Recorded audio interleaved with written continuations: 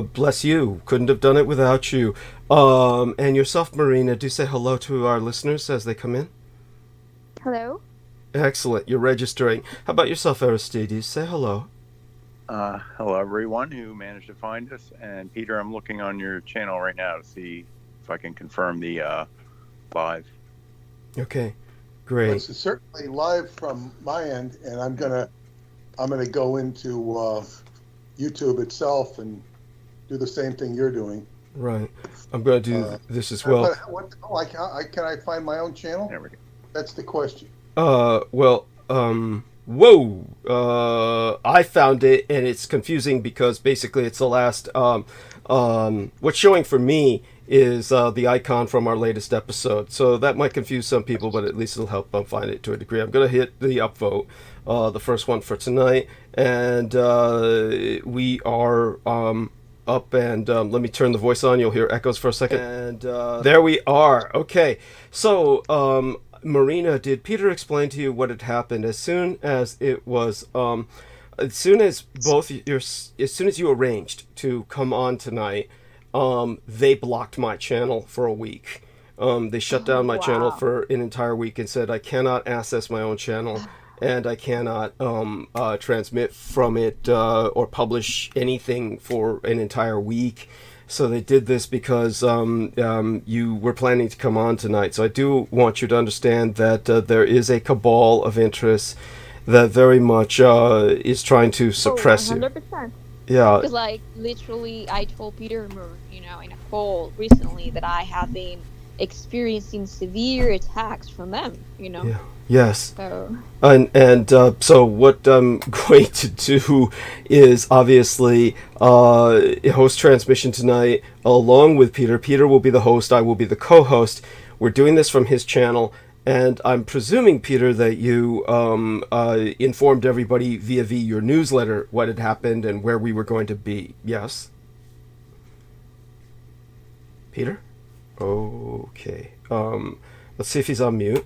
Going back to call.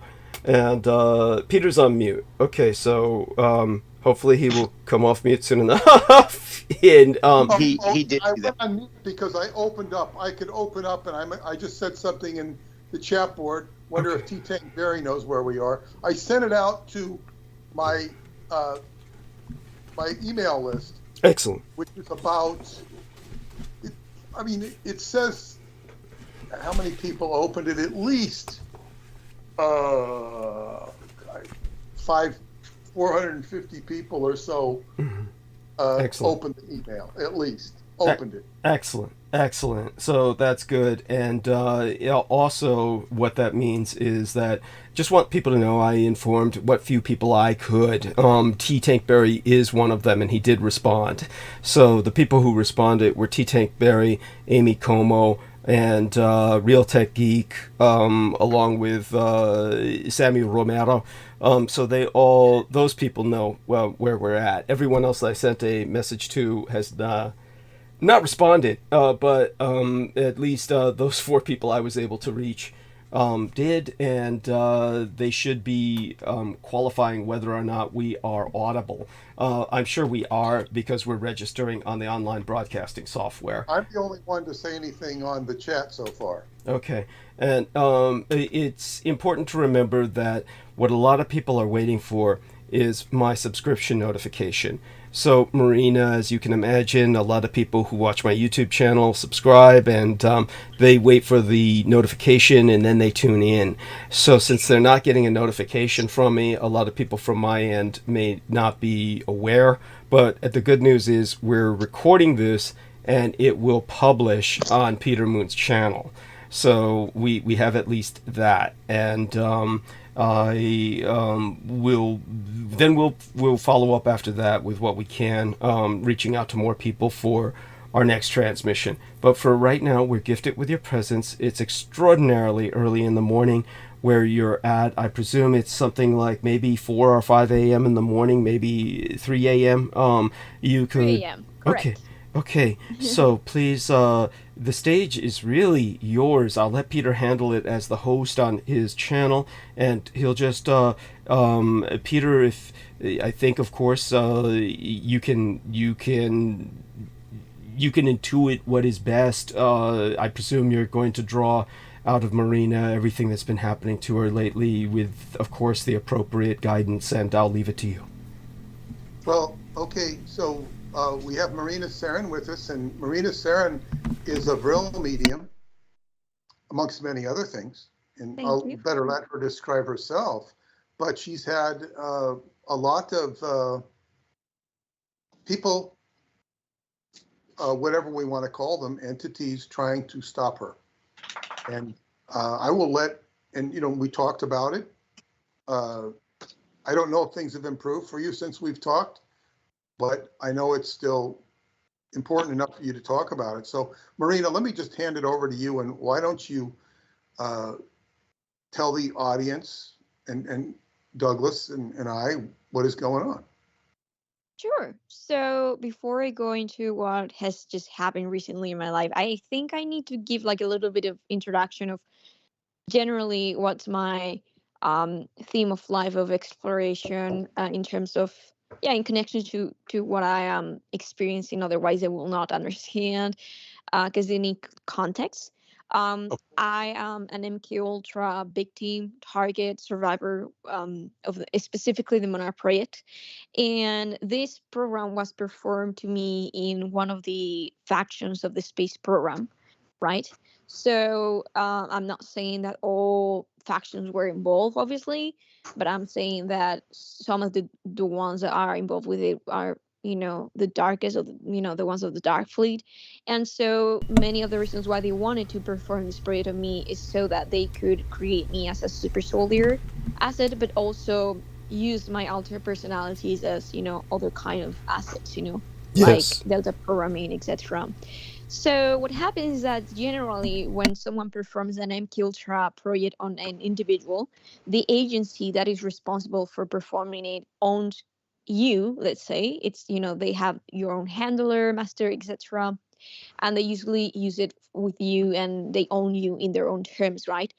But sometimes, what people don't understand is that these mind control projects are created and overseen, by higher consciousness beings, not only positive oriented, but also negative oriented.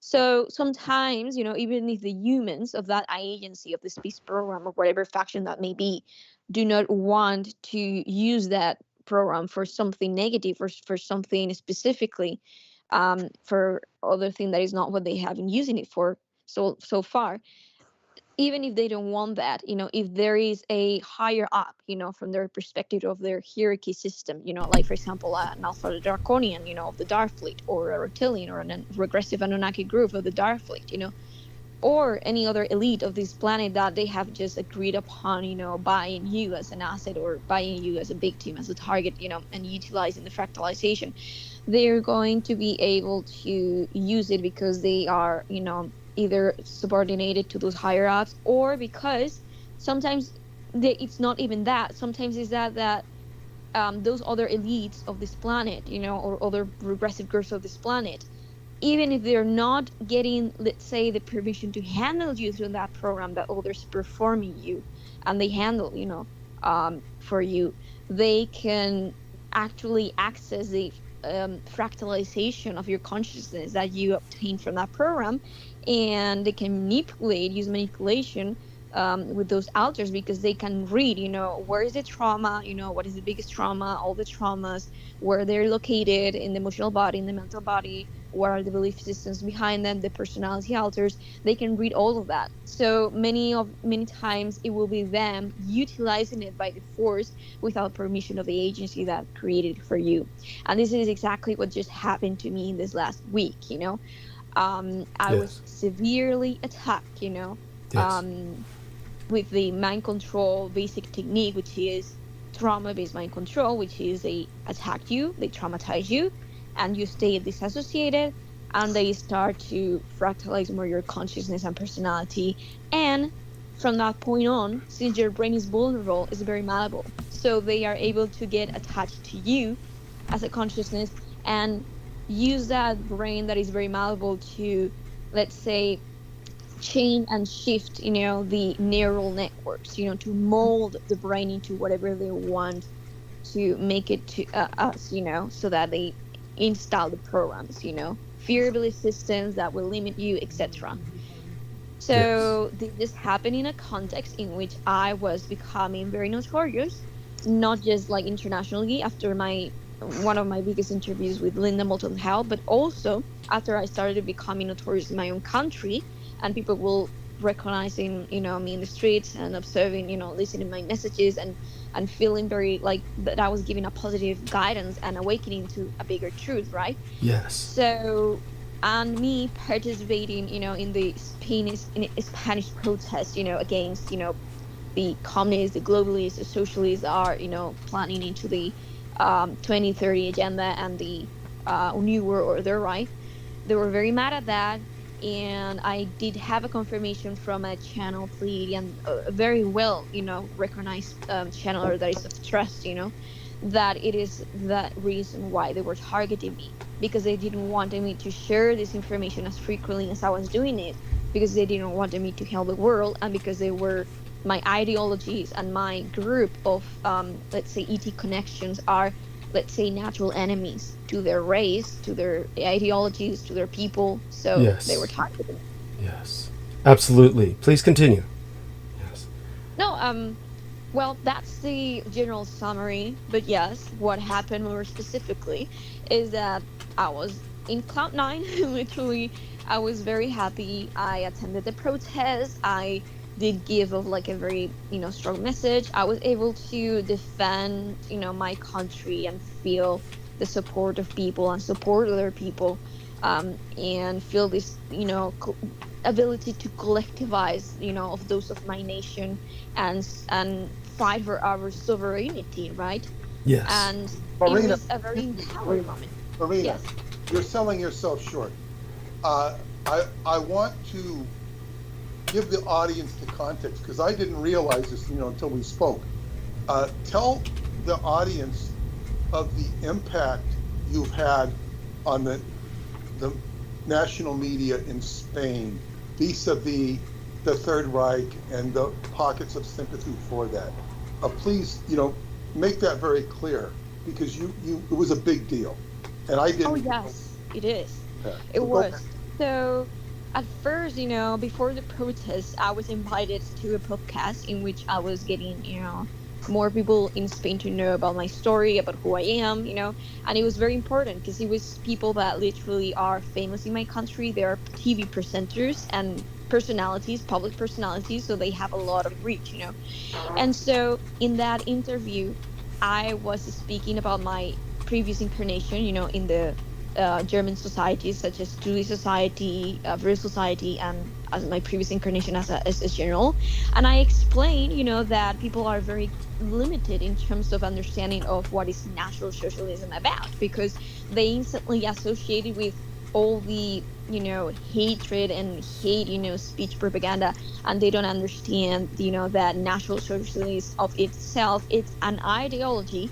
It doesn't mean that you're naming the party itself, because it doesn't make sense. We're not in Germany right now. We're not in the 20th century. We're in the 21st century. So obviously we're not talking about that party specifically, as to like what I defend, what I'm trying to give off as a message, for now, right? Yes. I'm adjusting my message for the now moment and for my circumstances and for the worst circumstances of this century.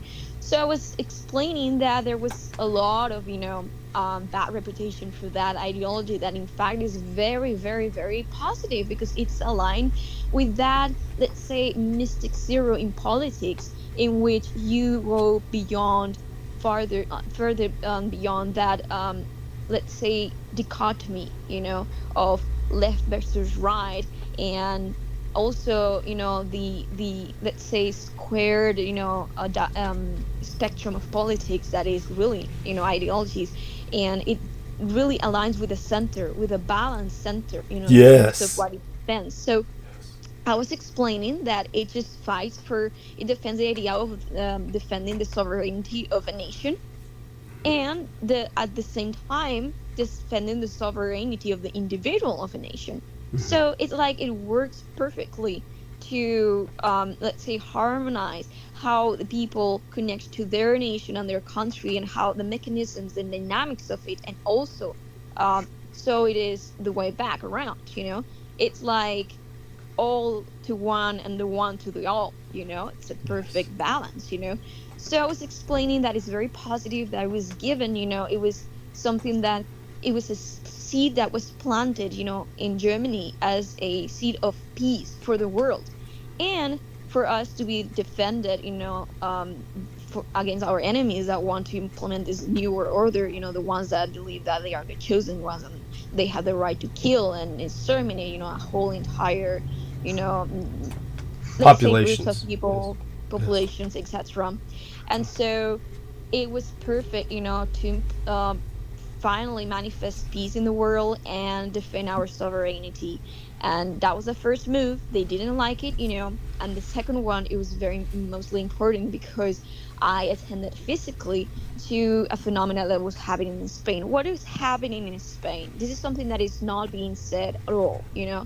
Spread around in like worldwide, like, what's happening in Spain recently is that we have a democracy, of course, and we were asked to vote, for the new president of Spain, for the new party to govern. And what happened is that the right center party got the majority votes, but it didn't have enough representation in the, let's say, inside the government institutions, right? Like in the ministry, in the, so, because it works like that in Spain, you have to have majority in both. Mhm.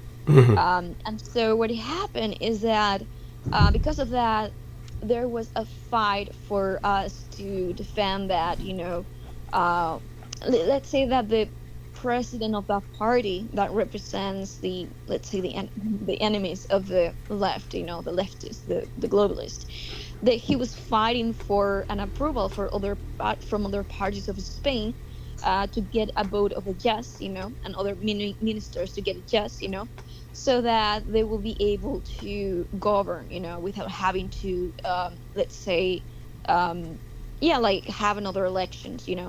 So we didn't want it, of course, other elections. We wanted to go forward with what it seemed to be the majority of the people's, desires. So what happened is that it was a rough fight, and why it is so, because in Spain some years ago we had a terrible event happening, which is an intention to actually separate, Spain, like an Yes. intention of, the Catalonian people and the Yes. Basque people. They have actually always, from some years, felt that they don't belong to Spain because they feel that they are their own people, their own nation, which is not true, because they just have a different dialect, but they don't have a different history, and they don't have a different genetics, and they don't have a different anything else, or politics. They have just their own different dialect, and some, just that. And so, because it's more oriented towards the fact of, towards the element of economy, because their most, let's say, stressing argument, the argument that they highlight and defend the most, is that they have greater companies, that are based in there, like in Barcelona, and that we, Madrid, which is the capital of Spain, we steal from them, which is not true. Right. Everybody pay their taxes equally, so it's not true actually. So it's like they created their own nationalist movements, and they intended to do it, against the constitution of Spain. Mhm. They eventually, there was a person, which is a politician, that it was sentenced to jail, and it escaped, pushed them on. He actually escaped because he was sentenced to prison for, performing an act of, pretending and intending, a separation of the nation of Spain, and acting against the constitution of Spain. So what happened is that there are certain parties, political parties, that represent, these people, right? And they happen to be defensive of these, let's say, separative, ideologies. And so what happened is that, the lefty parties, that is governing right now, unfairly. What they do is that they sympathize with them. They become traitors of, Spanish people, our own Mhm. nation, Yes. and they align with them to buy, people's votes, to have their support, so that, they can achieve their own desires, right? Yeah. Rightfully. So what happens is that, there were many other things that were happening in between. They bought, votes. Um, they rigged elections too. There was a lot of manipulation. We were being sold, so we felt betrayed, obviously.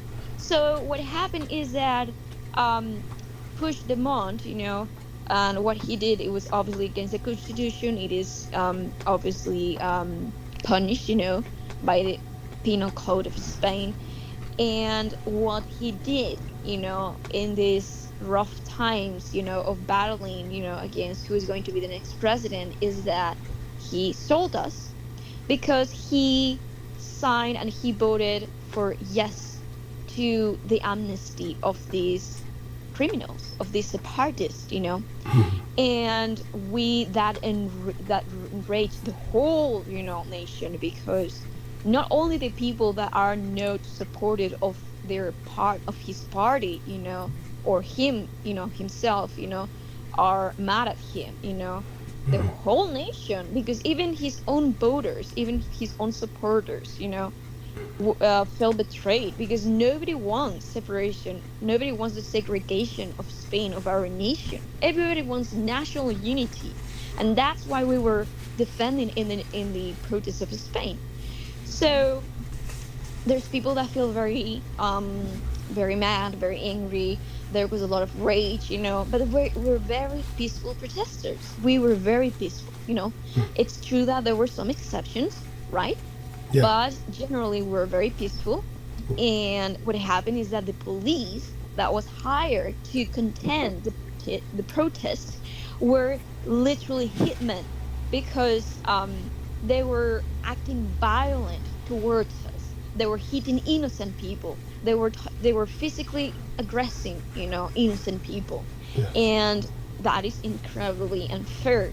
And obviously they were hired by a supporter, that is pro leftist government, and that is so supportive of this party that is now governing unfairly. So it was a very extreme chaos. But the thing is that, actually, when you will go there, you will find a lot of people of all political spectrums, basically, but you will find a lot of people in Spain generally, and mostly in that protest more than ever, that are supporters of National Socialists. They are National Socialists, they're open about it.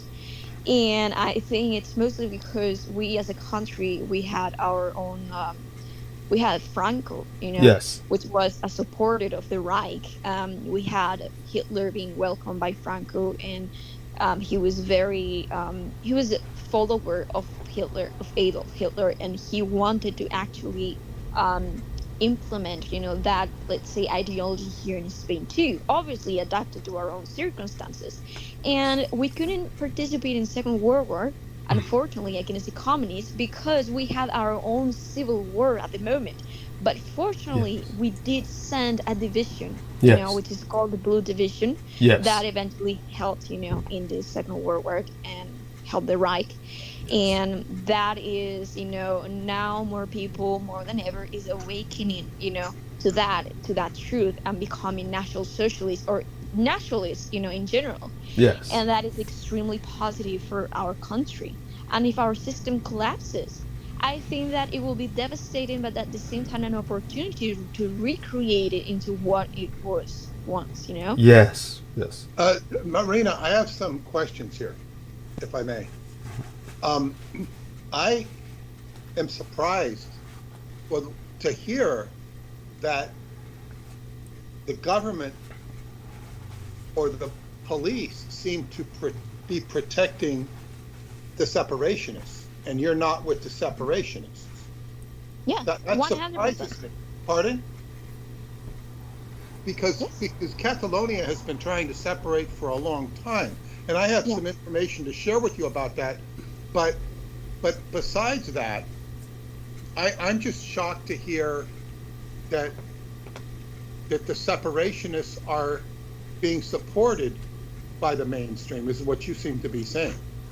Oh, absolutely. And as a person that attended the protest, I can tell you that those policemen were literally hitmen because they were acting violently with no reason. Literally, I was captured in TV, national TV, sitting down in the road, in the middle of the road, with my, message, in my big paper and my Spanish flag, and with the hands up as a sign of saying, listen, I'm a peaceful protester.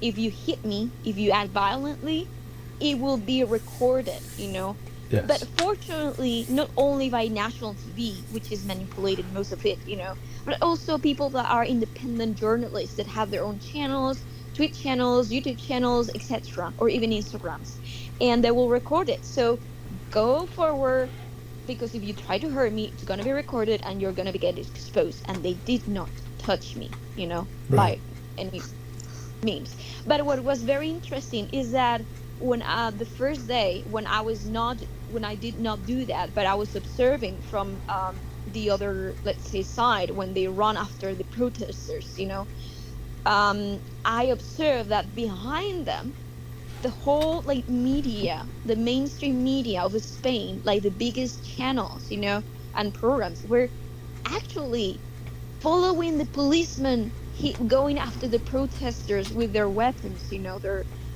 gun balls, and their their that stick that they take to hit on people. Yes. They were literally, and the pepper sprays, they were literally behind them, and they had like a way to identify themselves as press, because they were all wearing a helmet that said press, which is very interesting because it was not written in Spanish, which is prensa, and it was like press, and they all had this same helmet, so that nobody could make out that they are press with a camera, and and had footage of the actual footage, and record it, so it was a way to identify the ones that are the real media, so that nobody could, let's say, infiltrate to get the truth out, from that perspective, which is the biggest, opportunity to get the best scenes, of what's really happening. And it was very devastating, obviously, but we all know that they are, sold people, and that they're very manipulative, and it was expected. But what is very surprising is that in the frontiers, when the migrants come, and in the Catalonian protests, the government said that the credit that actually the weapons, the guns that shoot, sorry, this kind of balls made of gun that are actually very harmful, Right. and call get an eye of you, right? And these, extensible, kind of like sticks, Yeah. they were forbidden. They were not peaceful protestants, the separatists of Catalonia, or they were not peaceful. They were acting very violently, but the policemen were not able to use that against them. It was like forbidden. But in our case, it was the opposite way around. We were very peaceful. We did not inflict pain upon them. Yeah. There were people of all ages, even children, even old people, even elder people, and they were allowed to use those weapons. How miserable! How miserable! Yes.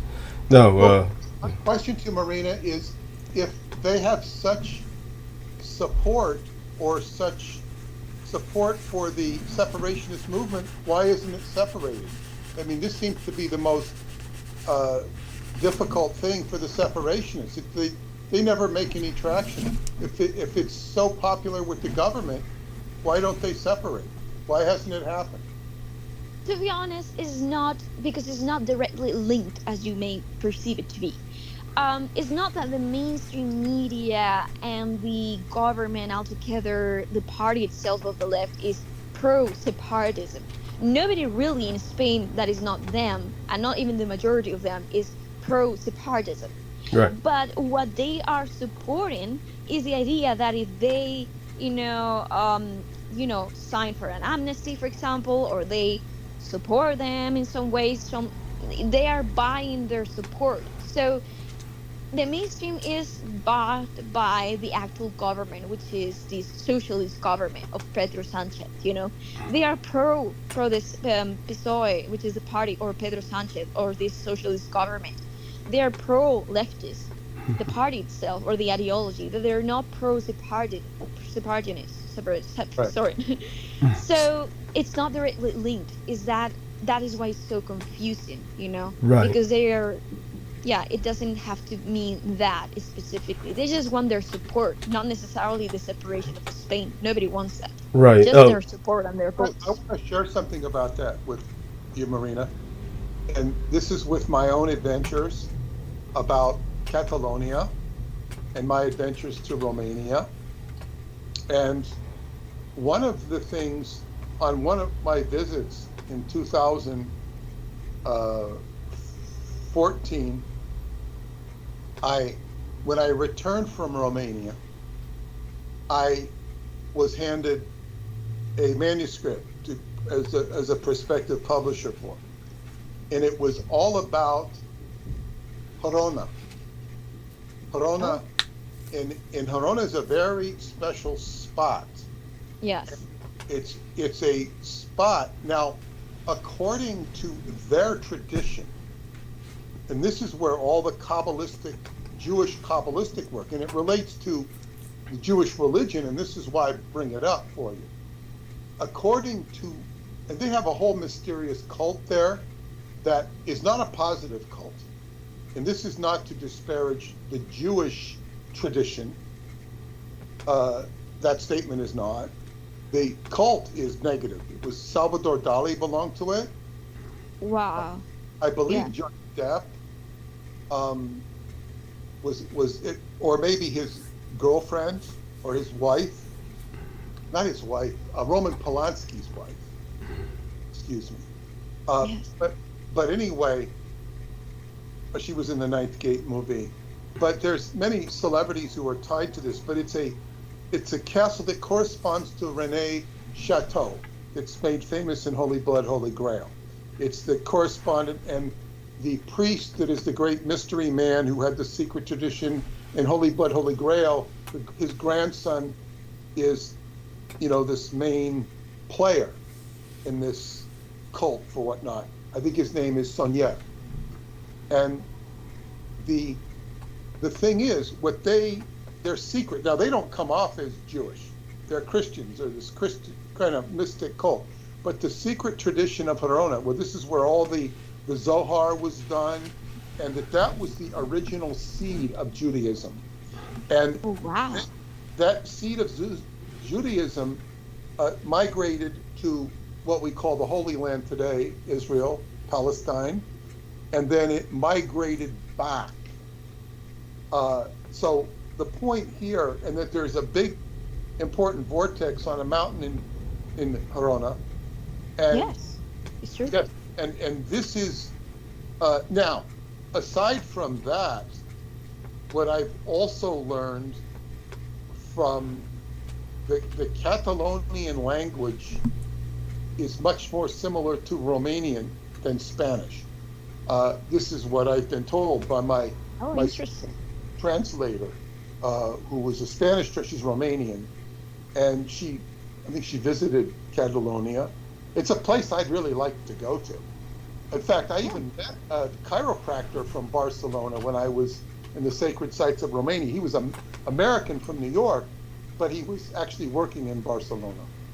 It was kind of a coincidence. So I have a very strong interest in that area.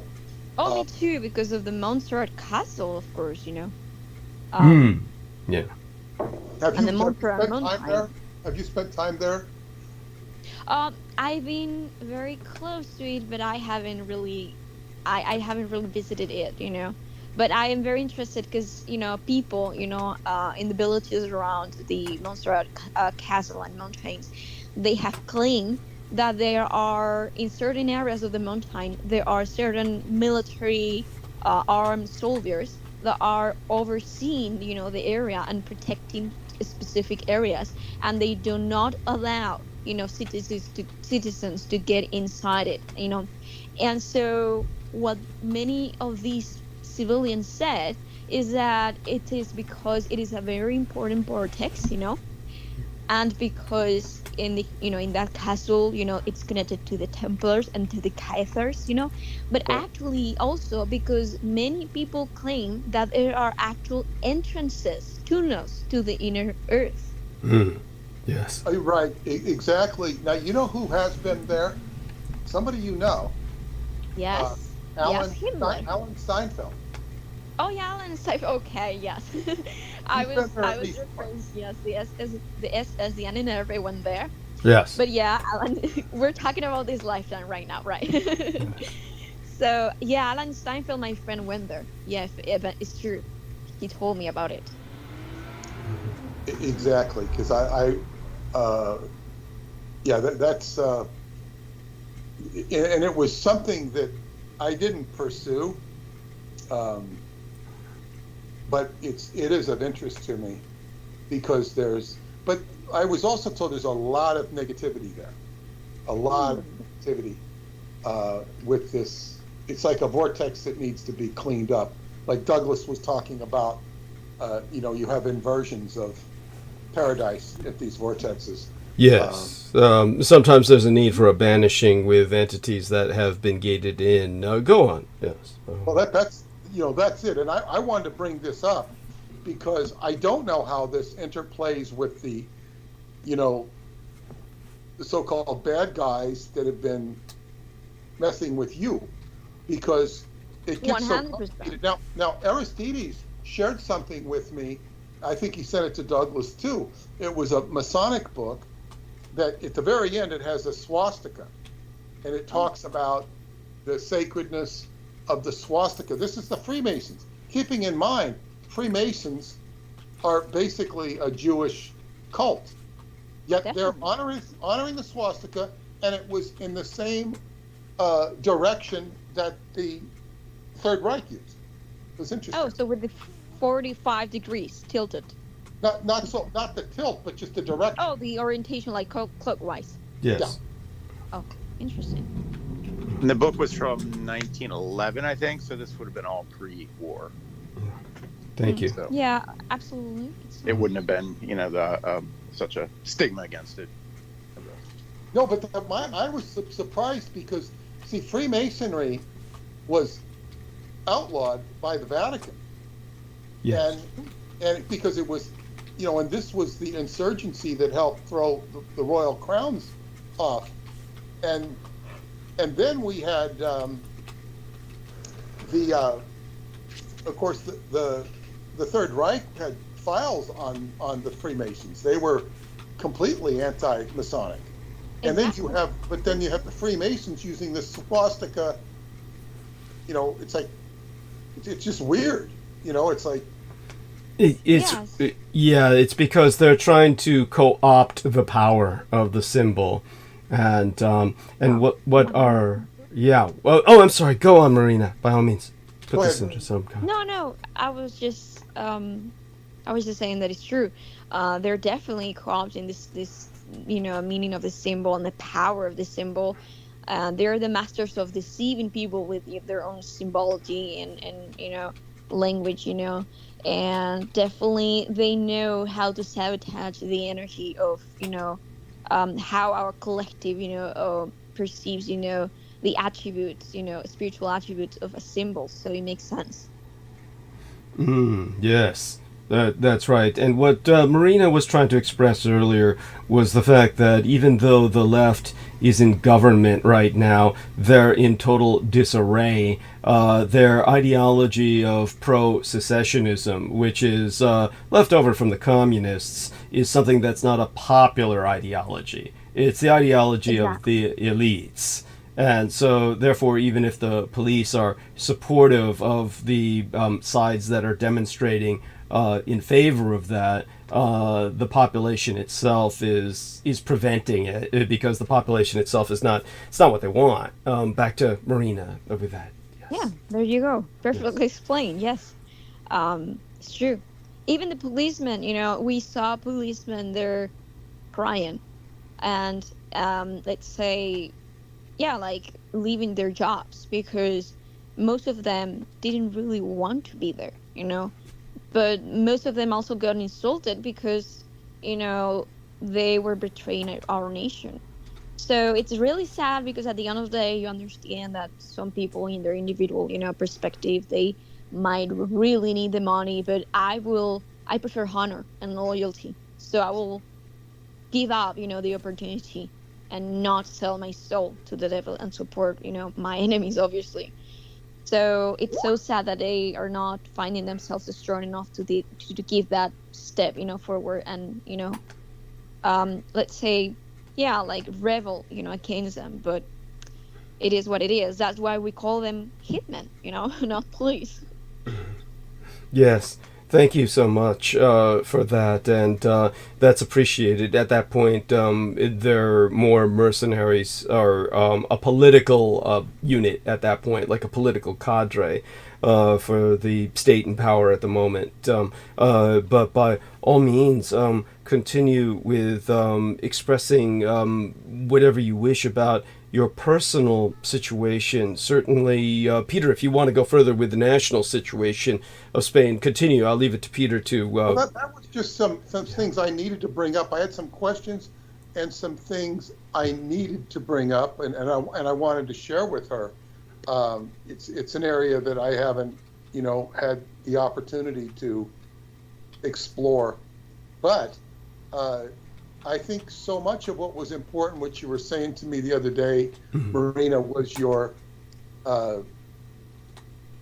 It's like you're a medium for the Vril. Yes. And this is something that is ostensibly a pure energy coming through, and it's getting blocked or attacked, I should say. Yes. Yes, 100%. Actually, that's exactly how things developed after I attended the protest. I met a lot of people that recognized me from the events that I attend, in which we, reunite to perform historical reenactment of the SS, or the let's say the Doge's hair, just the army itself. But yeah, the Second World War specifically. Like, can you describe it? Oh, sure, yes. It's an event in which we reunite to perform sort of reenactment with very professional uniforms, of the SS, of the Waffen-SS, of the Luftwaffe, of the Kriegsmarine, of the Heer in general of Germany. Some others are recreating the Blue Division, some others are recreating the Spanish Army, but there's a lot of popularity around, the German, uniforms, in historical recreation. And apart from just recreating, with the reenactment, with the uniforms, we also have sellers, people that, have their little tables and they expose the things that they have, books, collect uniforms that are not original, but they are, for reenactment, sorry, and objects that are real, that are original, that it's for collectionism. And I bought actually, things from there that are original from the Reich. I have a leather coat, from the SS that is 100% original, and I have a helmet of the Waffen SS that is 100% original too, that I bought from there. So it's a very nice place in which, at the end of the day, people that go there, they truly understand about, the real side of that history, of that occult history, that the mainstream is trying to hide.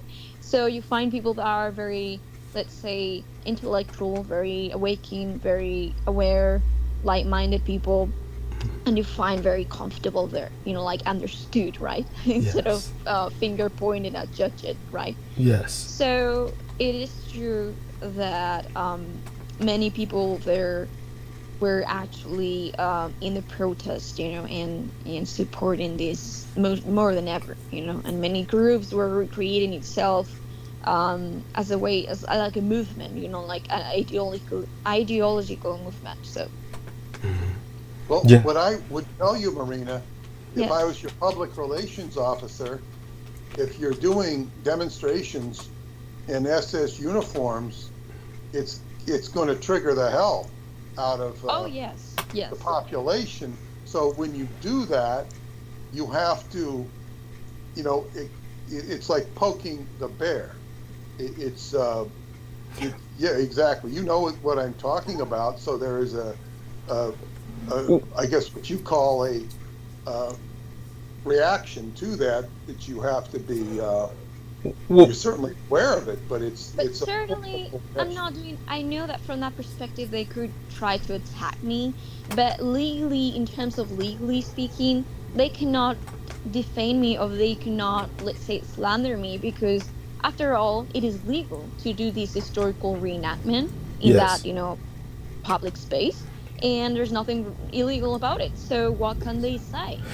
They cannot call me an evil Nazi. They cannot propagandize that I'm an evil Nazi and that I support genocides or stuff like that, because it's not what I'm doing. I am doing a historical reenaction. Right. And whatever the hell I think, it's not something that I'm doing in the uniform, and it's not therefore considered political action or activism. It's not. Yes. It is historical reenactment. It's not a question of legality. It's a question of. Yeah, I understand. Oh, well, let me. I'll try and put this into some perspective, just so that our listeners understand.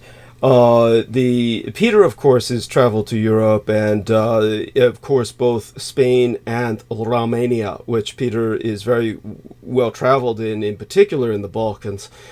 These are Axis allies. These were members of the Axis powers, and very intently so.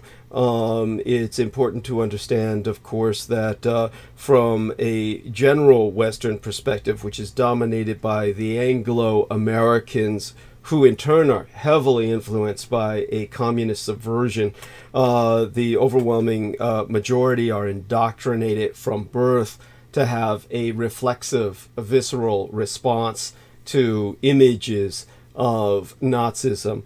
But in Spain in particular, just to take that case, everything is very different. And just for the sake of our listeners, I'll repeat just a little bit about what I said to Peter Moon the other day when he was explaining to me in general Marina's situation.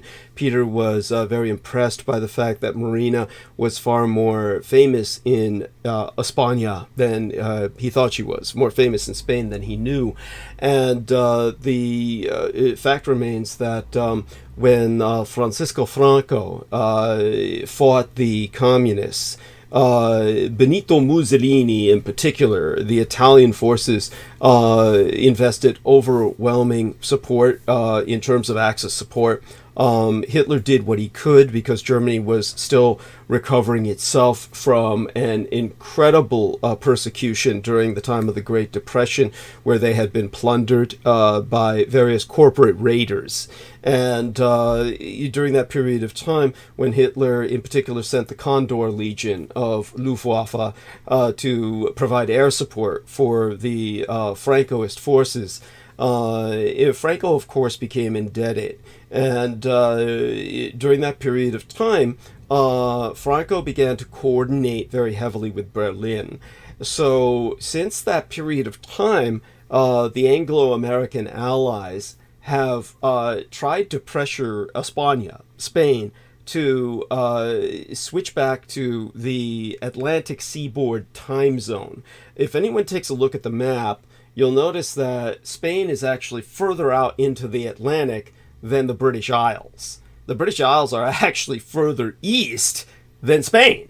Spain is further west than the British Isles, but Spain is not on British Greenwich Mean Time. They're not they're not a colonized power. They're not a colonized country. They're not colonized. So because they had fought wars against the British, and because they were very much aligned to Germany, Spain is on Berlin time. They're in the Berlin time zone. And the Americans and British have been constantly pressuring Spain, saying, why don't you switch to the Atlantic time zone and we will increase our business with you, and therefore you'll be gaining hundreds of millions of dollars in a lot of, shall we say, profits that would benefit your economy. And the Spanish have refused.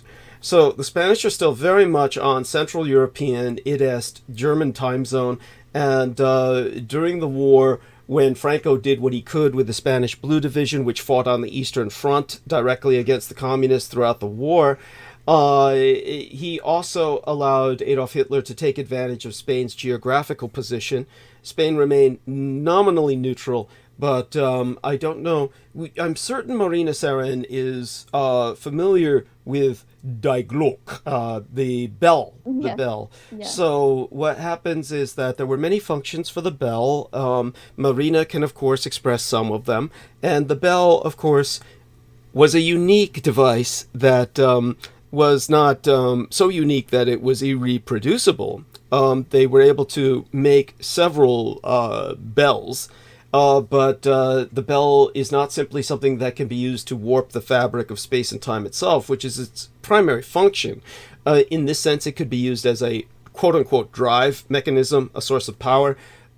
As Peter Moon has said, Dr. David Lewis Anderson's time machine can generate power. You're ripping into the fabric of time. You're essentially producing power out of the universe itself. So the other factor of the Die Glock, the bell, is it can be like nuclear energy, something that provides energy, or it can provide a destructive explosion. So the Bell bomb, that is the ultimate bomb. It's not something that simply destroys matter like a nuclear bomb. It's something that it destroys the very fabric of time and space, or displaces it in where it's triggered as a destructive mechanism.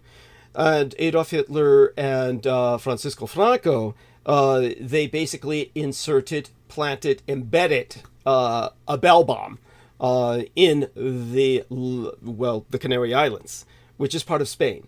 And so in terms of La Palma, this is under the volcano, in the area of the volcano, and therefore, if it's ever triggered, then it will displace a large part of the Canary Islands, specifically La Palma, and this would trigger a massive tsunami that would wipe out the eastern seaboard of the entire Western Hemisphere, which is the overwhelming majority of America's industrial production during the World War II, the 1950s era. This is why the Nazis were able to force the Allies into basically a form of surrender in which they allowed the Nazi high command and many of the SS to escape, perform their exodus to Unterland, to the subterranean inner earth, via the Antarctica, and some other locations, including those in Spain. And of course, Spain was where Adolf Hitler's lead commando, Otto Skorzeny, was organizing, and the Odessa movement, a mafia-like organization, which helped in the aftermath of coordinating the Third Reich's finances as it reestablished itself in exile. Beyond that, one thing that cannot be overemphasized is that the Americans considered Spain, some historians on the Allied American side, the Anglo-American side, considered Spain to be Hitler's preeminent victory. He helped to ensure and install a fascist regime which never fell. And as a result, the Anglo-Americans threatened Francisco Franco with regime change. And he fought back. Francisco Franco had at least 3 particular German scientists working for the Generalissimo in secret laboratories near Marbella on the south coast of España, east of Gibraltar. And they developed, the electromagnetic rocket, the KM2, with KM standing for Noh and Mueller. So one of the doctors' name was KNOH. Noh, and the other Mueller was a U spelled with an umlaut, of course. So Noh and Mueller developed the KM2, and these were designated after their inventors, Professor Noh and Mueller, and their range was about 16,000 kilometers. And once its control was disengaged, it was attracted by the electric vibrations of any bypassing aerocraft or the magnetism of the nearest metal or metallic mass. on which it would explode on impact with the attracting source. So what happened was that when the Allies threatened to overthrow Franco, he launched 2 of these rockets on the heights of Malaga while he was watching from the deck of his yacht. The scientists Knoll and Mueller were also present, and he took 2 American passenger planes. Well, he knocked them out of the sky. He basically blew them up in midair. The Americans, of course, claimed that this was some kind of mechanical malfunction, but this is not how planes operate. They don't just blow up in the air like that. They can crash, but understand that this is what really happened in the summer of 1946. And so the Denver Post on November 9th of 1947 finally reported it, because they were able to get a hold of blueprints, notes, and sketches smuggled out of Spain by a communist underground agent who was present at the launch. And so the headliner of the November 9th, 1947 edition of the Denver Post was "Spies Bid for Franco's Weapons," and subtitled "Agents Ascribe Flying Saucers," in quotes, to new rocket. It was written by a man named Lionel Shapiro, probably of Jewish descent, and he was reporting out of Geneva, Switzerland. And this was copyrighted in 1947 by the North American Newspaper Alliance Incorporated. So these are 2 unsolved accidents, quote unquote, of commercial airliners that were blown up over the American continent itself, in American airspace in the summer of 1946, that were attributed to design flaws. Preposterous. But what really happened was Franco killed hundreds of Americans over American soil in American airspace, and he did this to show the Americans the power that he had to wipe them out of the skies if they tried to overthrow his regime. So the Americans allowed him to remain unmolested and were forced to deal with him for the rest of his life. So understand that in Spain, there's not any particular reaction on the population's part that's negative towards Nazism. There's a positive response of the general population. So they understand National Socialism to be a legitimate and the superior form of economy vis-a-vis the concept of radicalized centrism. What Nazism is neither left nor right, but radicalized centrism. So they understand this, and the majority of Spanish people are longing for a return to a state of government that is not divided by the left and the right and rendered impotent by this parliamentarian impasse. They want a return to a radicalized centrist economy in which the Spanish people can finally prosper, including those in Galicia and Occitania and Catalonia and the Basque Land, something in which everyone can share in a renewed economy. With that, I'll return it to Marina. Yes. No, it's extremely informative, everything that you shared about that. I didn't know about all those things about the glocke, or the bell. I knew that it was, what it was for, and some events in which they used it, mostly in Patagonia or in Argentina, where there was a entire ship, in the ocean that was completely disappear, Yes. And they cannot track it, Yes. So it said that they used the bell right there too. So, but yes. I was not aware of the use that they give it to in my own country. So it's very informative. Thank you. Thank you. Of course, Marina, anything I can do to help. And of course, hopefully we'll work out closer together in the future and continue to inform the people who are following yourself, because Marina has a very large following. And this is because many people in Spain quite rightly perceive Marina as very similar to the Joan of Arc of España, and someone who is suffering in her own way, as Joan of Arc did, with persecution. Yeah. So believe me, just as Joan of Arc had foreign agents, the King of England, who wanted her dead, and ultimately the French, of course, betrayed her. Hopefully this does not happen to you in Spain, but obviously the situation is somewhat parallel, is somewhat similar. So I do want people to always maintain Marina in their thoughts and prayers. The very fact that she was going to come on my channel led them to shut my channel down for a week. So what we're going to have to do is have you return after that week is over, and hopefully we can make it happen on my channel where we'll have even more of an exposure. But at least what this will do is it will publish, and people will be able to review it at their leisure, and we can refer people from my channel when it's reactivated. We can refer people back to this channel to review this episode, but we'll reinforce it by having you on our channel again.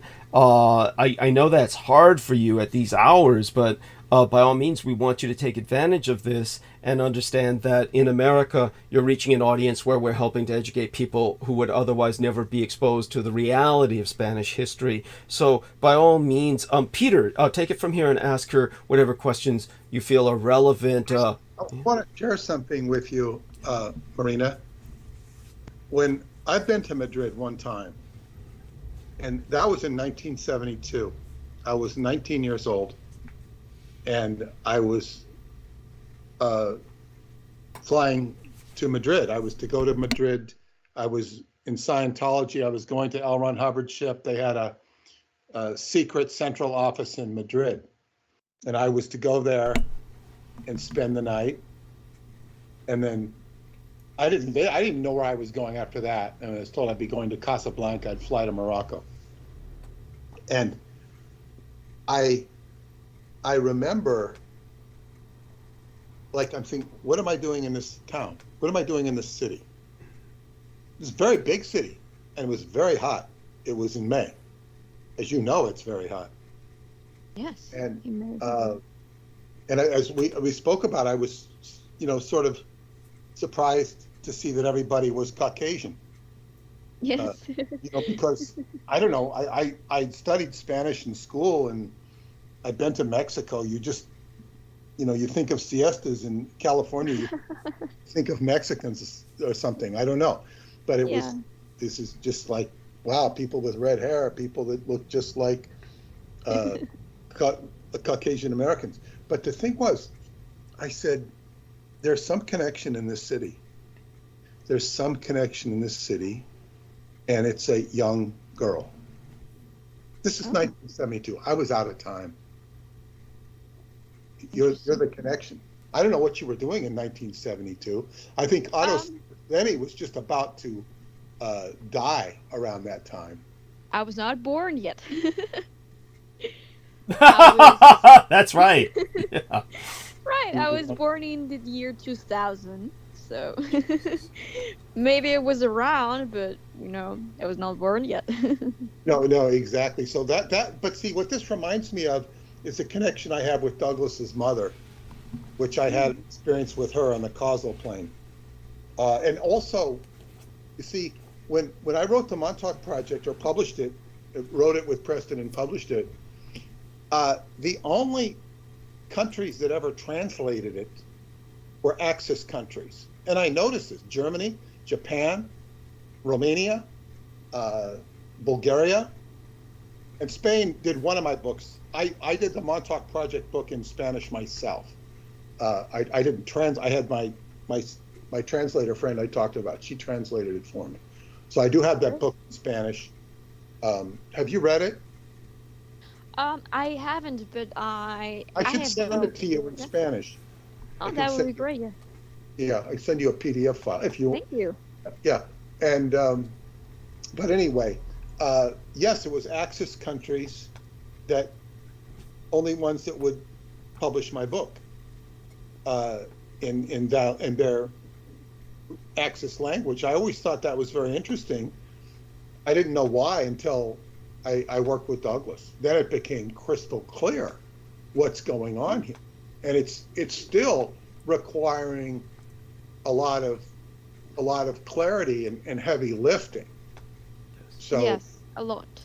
Absolutely. Yes, and it has to be done, at least with what I'm involved in, it has to be done with a certain amount of cleverness. But at this point, it's like it's beating people's head against the wall to understand what Douglas has to share. And I saw on Instagram some comedian making fun. It was very crazy what he was saying. He says, people are worried about Iraq and Iran and Lebanon. He says the country we should be worried about is Germany. He says Germany because, they had a world war in World War One, and they attacked the world. And what did they do? They came back in World War II and they attacked the world. It's like, and everybody's laughing. It's like, it was just bizarre. Like, people are so ill-informed of what went on. And 100%. It's actually very sad. I feel that Germans themselves are unfairly charging on their backs, this big bag or sack of, rocks, which represents their guilt, which is not fair, obviously, because they're not guilty. They're not the bad ones of the movie, the evil ones, right? And it's exactly how they paint them. So the German people right now do feel guilt, and it's extremely sad that that's actually a reality. Do. But I haven't been there since 2007.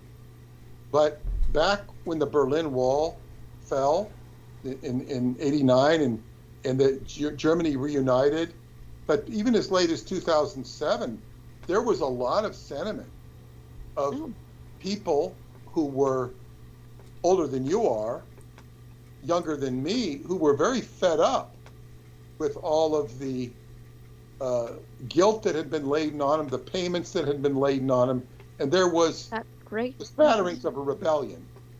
Yes. But it's legislated against to rebel. You cannot rebel or say anti-Semitic, what's interpreted as anti-Semitic, or you will be arrested. Exactly. It's true. We have here in Spain actually a young lady around my age, which is called Isabel Peralta, and she is one of the many voices in Spain too for defending, this ideology, National Socialism, and the Reich. And unfortunately, when she went to Germany, she was in the airport. They observed, they caught her, wearing it was inside her back, her backpack, and so what happened is that she was, I am lacking right now. I am freezing when it comes to vocabulary and what's happening.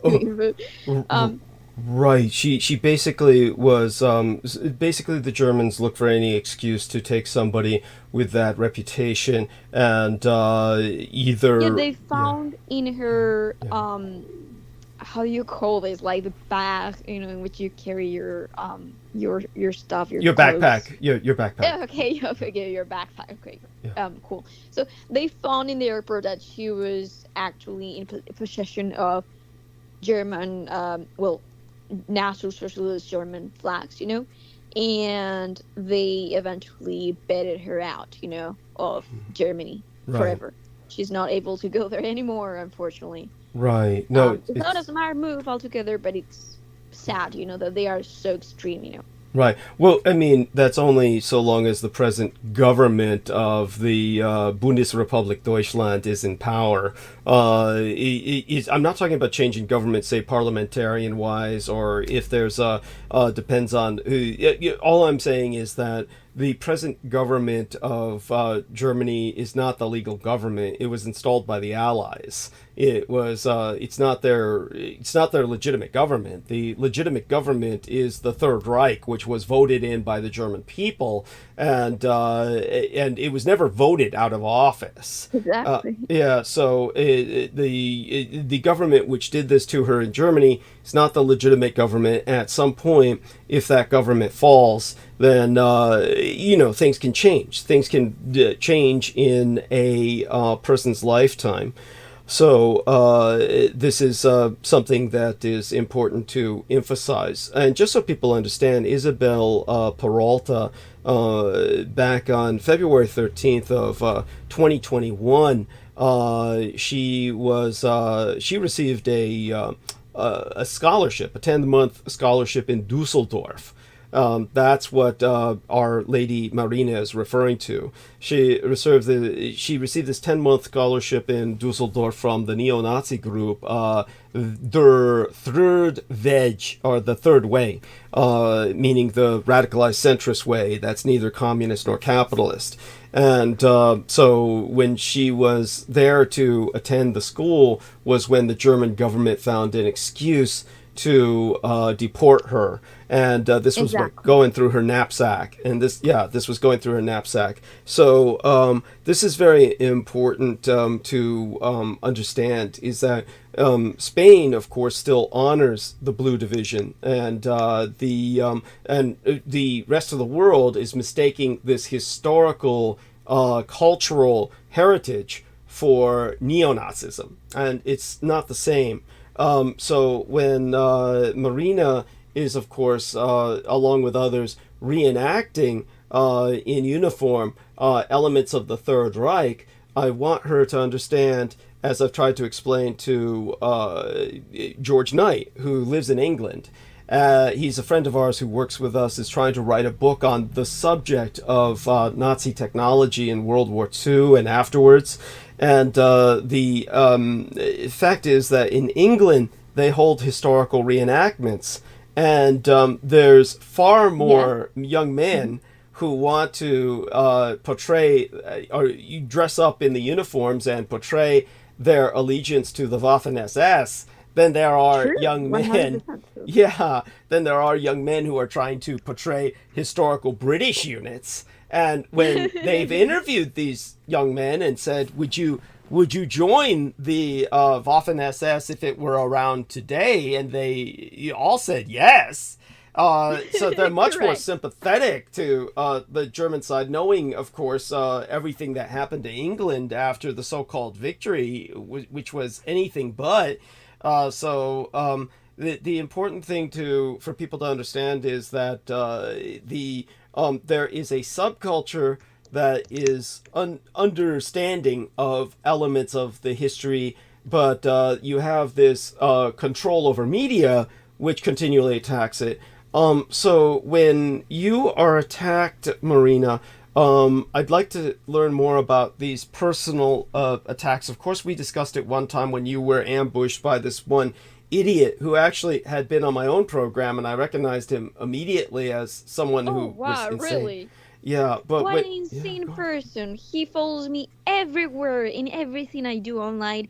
He literally has no life. He stalks me 24/7, and he has no life. He's everywhere. Yeah. Literally.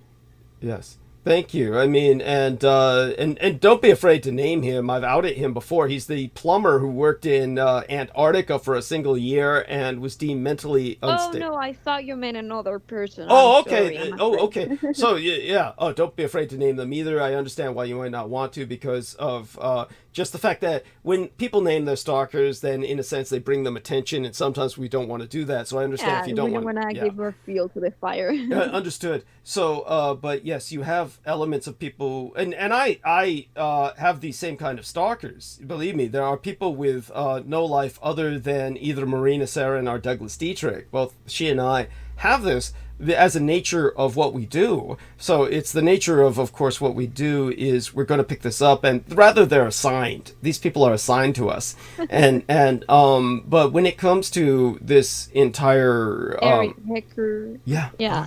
You can name him perfectly because he's already public, about me, so I don't mind. Everybody knows that he supposedly exposed me, and he believes he's some kind of hero to the world. He's not.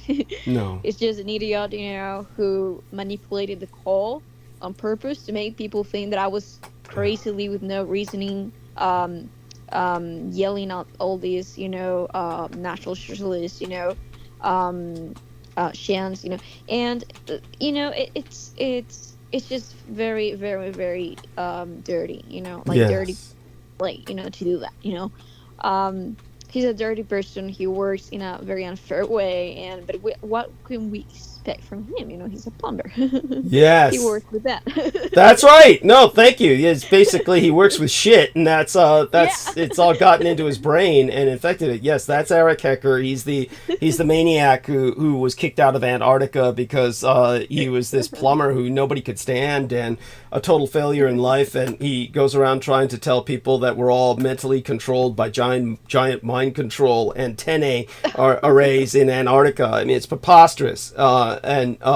So when it comes to Eric Hecker, of course, he's an idiot, and he's welcome to start attacking myself because he's just so impotent that it's not a threat.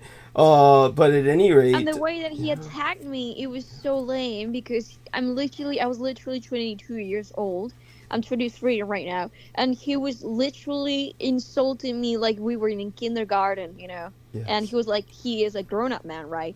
And I'm a female, and I understand that gender doesn't matter, but at least age, I am 22 and I'm more like, let's say mature than you, who are like literally insulting me like in kindergarten.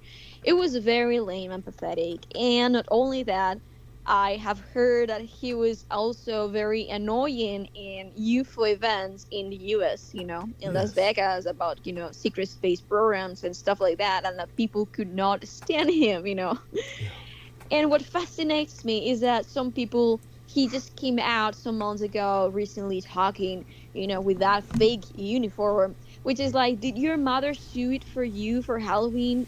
Are you enjoying your Halloween costume? He believes he's some sort of like important kind of uniform, like official kind of thing, and it's not. It just looks like a Halloween ridiculous costume. It is. And so he just stood up, with that costume in that interview in which he talked about his experience in Antarctica as a plumber. And the thing is that many people got fooled by him because he was talking about physics, and I am studying physics. I am enrolled into physics, and everything that he's saying, it's bullshit. It's word salad. Yes. It's literally that. No, it's Word amazing. salad. It's amazing that people are stupid enough to even give that person the time of day. No, I understand what you're saying. I'd like to take a look at this stupid uniform he was wearing. This sounds like it's funny as hell. I'd like to take a look at that because that's got to be a laugh in and of itself. It is. You have to see it. Thank you, and I appreciate you bringing that to my attention. Aside from that, I do want you to know that this is, of course, what are you willing to share about these attacks? Are you also getting attacked in the astral? You're kind of like you're having some experiences. 100%. Okay, so whatever you're willing to share about any of these attacks, the persecution, feel free to do so while we're gifted with your presence so that people understand what you're struggling with. Yeah, sure. Thank you. So what I explained before about the nature of MK Ultra, how sometimes, it's not going to be your own master or handler that is going to be using that fractalization of your consciousness or psyche to, let's say, hurt you or attack you. Because mostly they are militaristic people or powers, and they are more interested in using them as your alters for like military operations, and assets, But like sometimes that fractalization property of our consciousness as the MK Ultra survivors or targets, victims, whatever, some beings that might actually be, actually very psychically aware of that, and have developed a lot of psychic, abilities and can, read, your energy and work, energetically, against you, and even higher beings. We're talking about astral beings themselves, beings that are in other dimensions, we're talking about probably demons or even regressive ETs, like gray aliens or reptilians or regressive Anunnakis, whatever it may be, Kabbalists, obviously, all of them, they're the ones that attacked me recently, and years ago too, mostly. But ever since, it was very interesting because how it progressed, how it developed, this narrative of how my most recent extreme attack or severe attack is that I was actually very decided that I wanted to participate in a protest and to share my message, because in the protest I was just not, wearing my flag and everything. I was conversing with people, and I was explaining National Socialism from my perspective, and people love it. People were amazed. People were like, "That's so ingenious, so interesting." So you meet people, you collectivize with people with your own same ideology. You feel that empowerment of whole nation uniting and all together for its sovereignty. So it's very positive for the collective and for you as an individual too, right? So, and obviously as a channel, I when I am in a place, I work like as an antenna, and I kind of like channel energies that are supporting, that specific movement or event, in history or in that, region. So they don't like that, And so I remember that the day that I was decided to go and attend the protest, suddenly, out of sudden, I felt, like a presence in my room, and I felt that something was threatening me, like they wanted to make me kill myself, Right. and I don't know, what it was, how it was performed exactly, but I remember that I had the desire, but not coming from me. It was like a form of, like a thought form, of me hurting myself, like ending probably my life. And I was like, no, this is not true. I'm not suicidal. But I feel that I have to do it as if I was controlled. It was a very, very strange situation, and very uh, detrimental, obviously, to my mental health.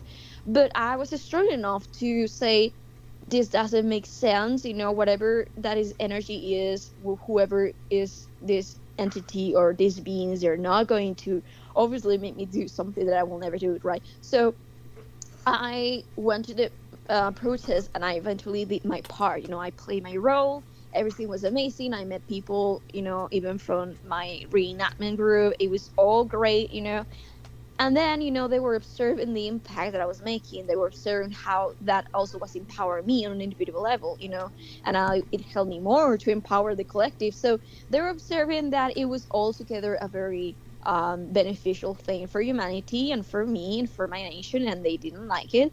And so these Kabbalistic forces, that are very aware of what is my position in life, meaning my soul mission, my ideas, my beliefs, etc., my work with my let's say counterparts, and my work, like they are very aware that this eventually will start to lift off as a career, as a project, right? And Yes. ever since then they started attacking me, but this time has been one of the second most severe attacks, because after that, I went to my room, I was very happy. I was in cloud nine, very excited to meet all these people, supporting the same cause, and I remember that I felt the same presence, like there was somebody in my room, and I felt threatened as if I was in front of 100, crocodiles or lions, Right. like my reptilian part of the brain, the flight or fight response was severely active, and I felt that I was going to die,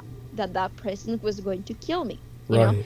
so I didn't know what was going to happen, and I started, listening to a lot of noises in the sky. There was a lot of ship activity, which is very rare, but it's very common when I have an abduction scenario going on, or when I get to channel something important.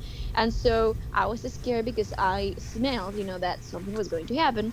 And what eventually happened is that when I fell asleep, I was taken out of my body, by giant looking, Anunnakis um that are not Caucasian, that they are like they look like the ones from these ancient civilizations or these statues. I don't know. It doesn't Yes. matter exactly how they look, but what matters is that they have this Kabbalistic, predisposition and culture and background, and they were like beasts, they were yelling at me, they were very angry, they were torturing me, and the torture, it was something that is unexplainable at all, because it was a very energetic attack. It was like getting energy fully direct into your chakra system, and you feel it as if it was, a sword, being like going through your body, right? So it was very strong, and they were yelling, they were literally bombarding me with this hateful energy. They also mentally abused me, and there were some greys that sexually abused me in the whole process. It was a horrific attack altogether. Well, when I woke up from that astral attack, I remember that I was shaking in my bed, literally. I was unable to move, and I had the 100-yard stare. Yes. When soldiers get like very traumatized because they have had a traumatic experience and they develop PTSD. I literally spent 3 hours like that, shivering. I mean, with shivers, and shaking, and with that stare, and traumatized a little bit. Well, not a little bit, quite disassociated. Like disassociated. And I was like, very scared, very traumatized of what just happened. It was mostly very energetical. There was not so much like narrative around the torture itself, but very energetical. And I remember that after that, I immediately felt how they were able to get attached to my body through that trauma, because when they attack your chakras, that auric field gets open, like there are Yes. little holes that get expanded and get bigger, and it's their way to get inside, and literally plug in, your chakra system or your auric field. And through that pain, that is literally in your electromagnetic field, that it's there, it's a vibrational frequency that is running in there. They get attached in there, they're connected quantumly there.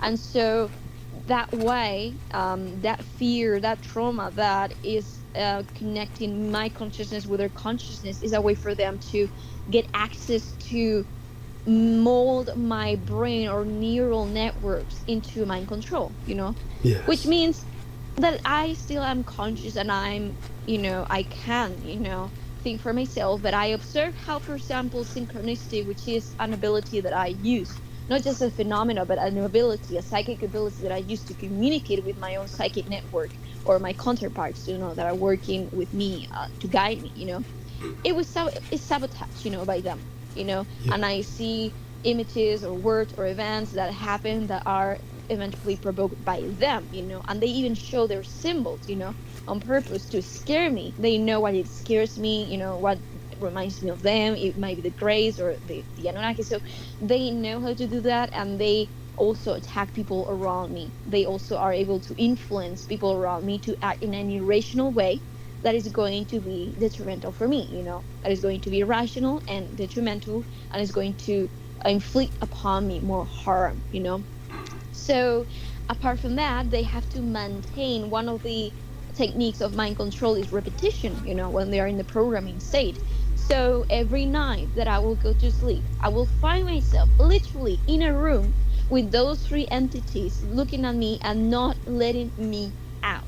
Meaning that I was not free to travel, the astral plane, and probably visit the places that I had to visit, in my day-to-day life, to get more guidance. Because in the dream state we meet a lot of guides, and we visit a lot of places that we don't remember after all in the awakened state, but it serves us, to get further, like guided into our purpose. So I was literally a prisoner, every Yes. single night they were there, and they will not let me out.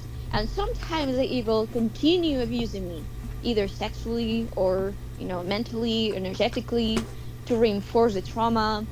And sometimes they can, let's say, fabricate nightmares that are obviously intentional, to create more fear, in my brain, to inflict more pain upon me. And so right now what I'm dealing with is some similar idea of what I was dealing in the past year, which was gray entity attachment, and I have to go through a process, and I hope that this time is shorter, Right. in terms of length, of getting these entities disattached from my auric field, from my chakra system and my consciousness altogether. Excellent. Thank you for sharing that. That helps to put things into such perspective. And of course, I know that what's behind this is, of course, we have the same enemies, and certainly you were impacted. The Greys are, as I've explained before, what is a phenomenon that Peter Moon and I are writing about in the book that he's rendering accessible to the public. for us. It's the Cho. You may have heard us use that term the last time you were with us, but we won't go too deep into that right now. But Peter, that being said, take it from here with some feedback concerning everything that Marina has shared with us. Certainly, she shared her struggles with you personally.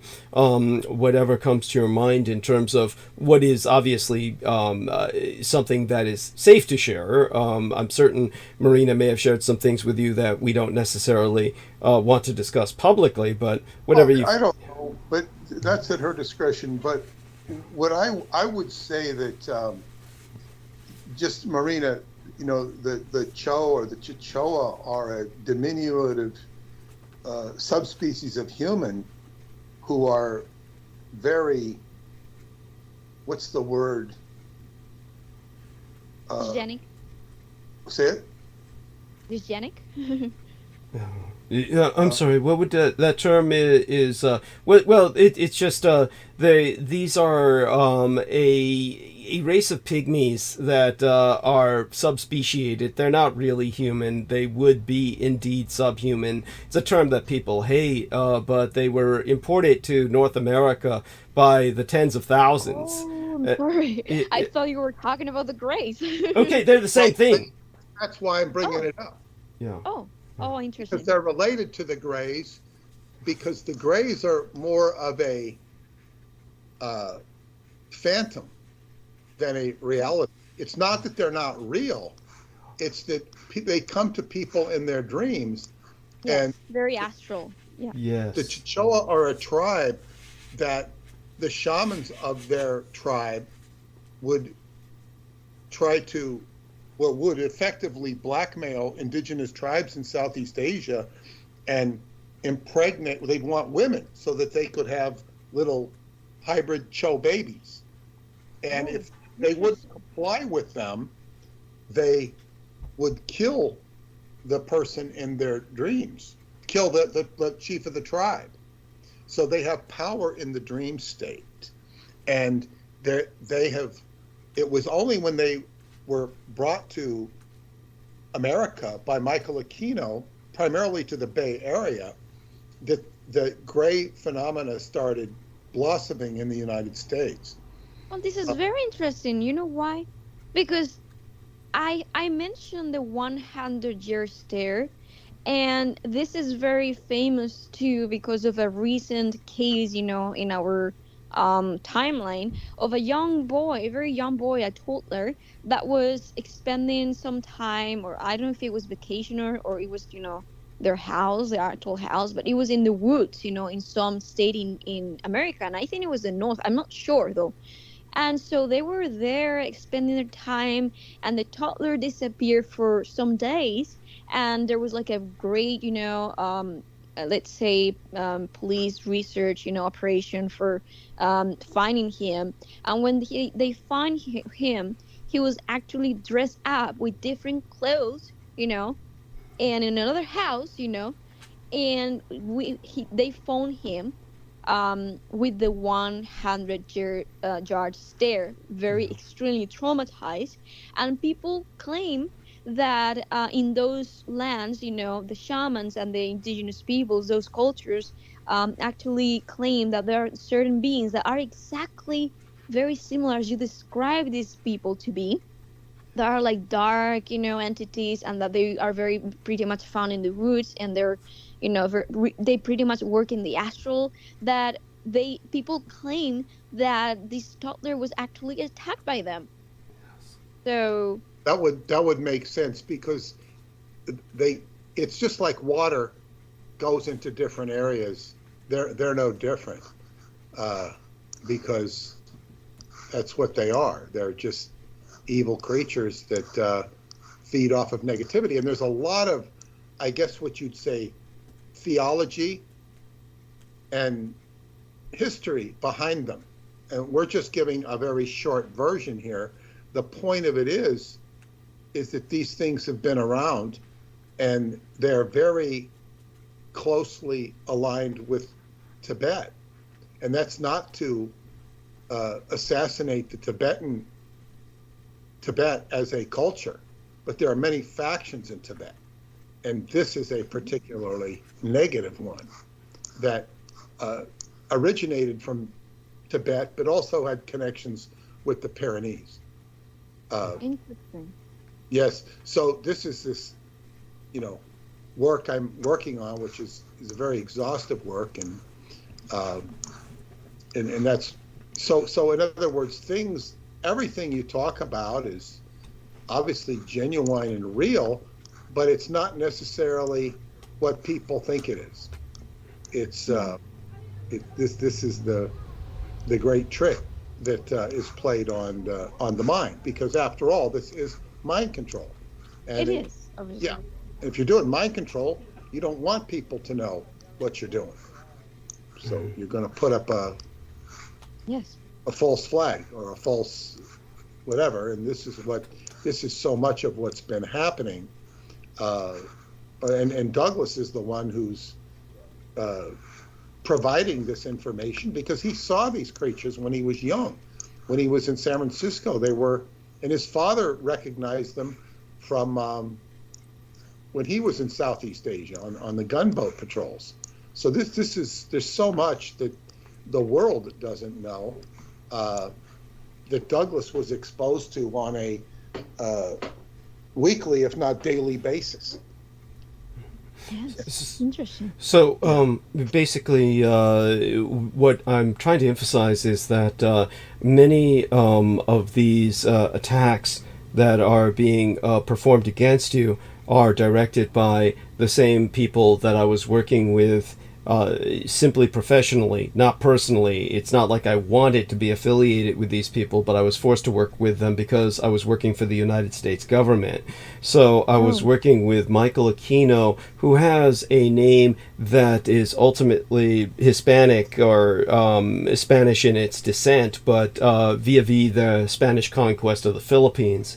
He had something like maybe a quarter Filipino blood in himself, but he was always ashamed of this and always wanted to hide it. But he was someone who was related to the man named Aquino, who became the president of the Philippines for a period of time.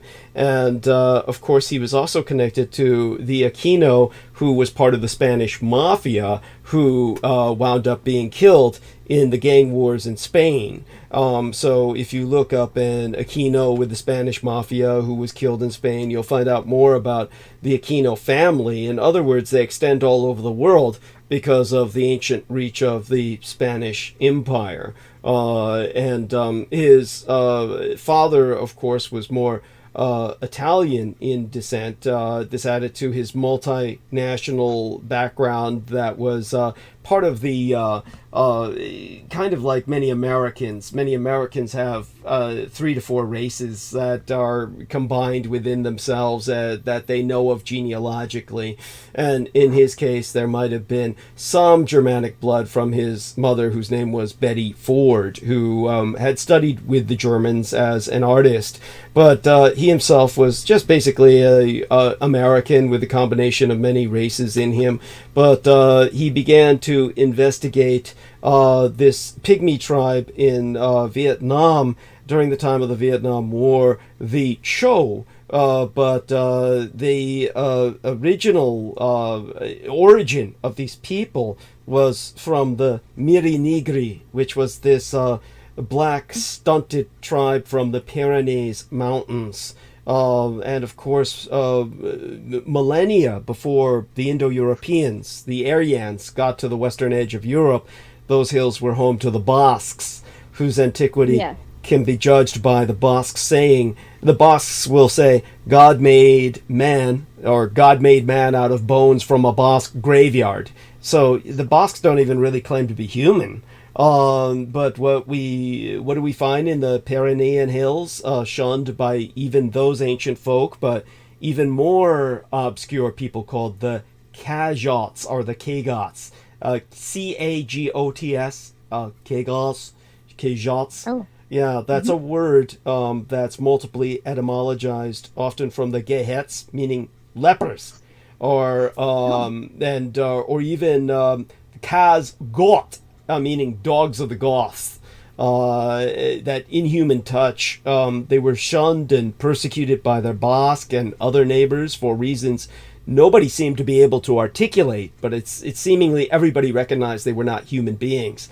They were accused of being Cathars, but that was 300 years after the fact. Now, there was this famous female anthropologist named Elizabeth Gaskell. Her surname is spelled Gaskell, two L's, and she wrote an essay on the Cajots, or the Cagots, that was titled An Accursed Race, from which we learn of the Cagots' reputation for sorcery and very alarming ability to generate body heat. They would even wither apples by their touch, and they were reputed for cannibalism, which tainted their smell.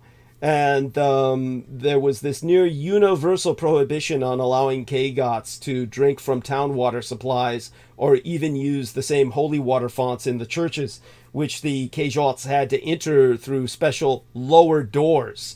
They also had to wear a red duck foot symbol or even the webbed foot of an actual duck. The laws in some towns forced the Cajots to remain shod at all times, with shoes on at all times, implying their webbed or inhuman feet. This was all indicative of their ancestry of intermingling with amphibious races from the ocean. And of course, what Lovecraft, H.P. Lovecraft, an American author who was an American Nazi, referred to these ocean dwellers as the Deep Ones. And but at any rate, the Basque word Txoko, Zoko, that means cuttlefish or angle. Oh. It gives us this many-angled concept of Cthulhuoid bloodline.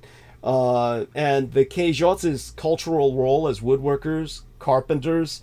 The thing is that when the Basque and the Spanish and the French populations traveled to America in the 15th century, the Basque sailors served with Columbus himself. Basque fishermen certainly found Newfoundland's Grand Banks by 1475. They just didn't say anything about it. And like rats, wherever someone traveled in ships, they would always bring rats with them. The Basque whalers traded with the Greenland Inuit, the indigenous peoples of Greenland in the 17th century. So all of this means that the Cajots, the Chochoa, traveled with them. So this brought them to America on the East Coast, through places wherever the Basque population settled in the United States. That's something that needs to be emphasized. So I just want you to know that these are the people who ultimately, through their various migrations, sub-branch in Vietnam was one of the last remaining very large populations. And they were imported to North America, Canada, and the United States. 40,000 of them were brought here. And what they do is they're called dream eaters. They feed off people's dreams. They attack them in their sleep. And everyone thinks they're gray aliens. This is why in America, you never heard of gray aliens until the Cho were brought after the Vietnam War. Then everybody started saying, I'm being abducted by gray aliens, because they started feeding on people's dreams. Usually they don't attack Europeans because most Europeans who have encounters, mostly Americans encounter grays, and mostly Europeans will encounter tall Nordic Aryans. And this is because... Those are my connections, but positive, obviously, not negative. Yes, that's right. And this is because the Nordic Aryans are returning to their genetic baseline in Europe. And this is why they return to Europe, whereas the Cho are unleashed in America. So when you're experiencing attacks by the Cho, these are American-directed attacks. These are American Oh. directed attacks too. And the fact that they're sexually assaulting you, this is what the Cho do, because what they're doing is they're stealing your eggs for fertilization to create hybrids. And this is something that I'm certain you intuitively understand. Yes, obviously. The gray hybrid programs, obviously, it's just dysgenic in all forms and very propagandized positively in the new age, which is detrimental because people are romanticizing those abduction scenarios or those, harvesting of eggs and sperm, and they think it's something romantic, something great, something that will help us, into becoming a better species. And they're giving out their whole species like sovereignty. They're just saying they are trying to, let's say, sympathize with transhumanism and dysgenic transhumanism, in fact. So it's very sad to see that most, new age, big personalities, famous people are defending this and pro, gray hire programs. It's just detrimental.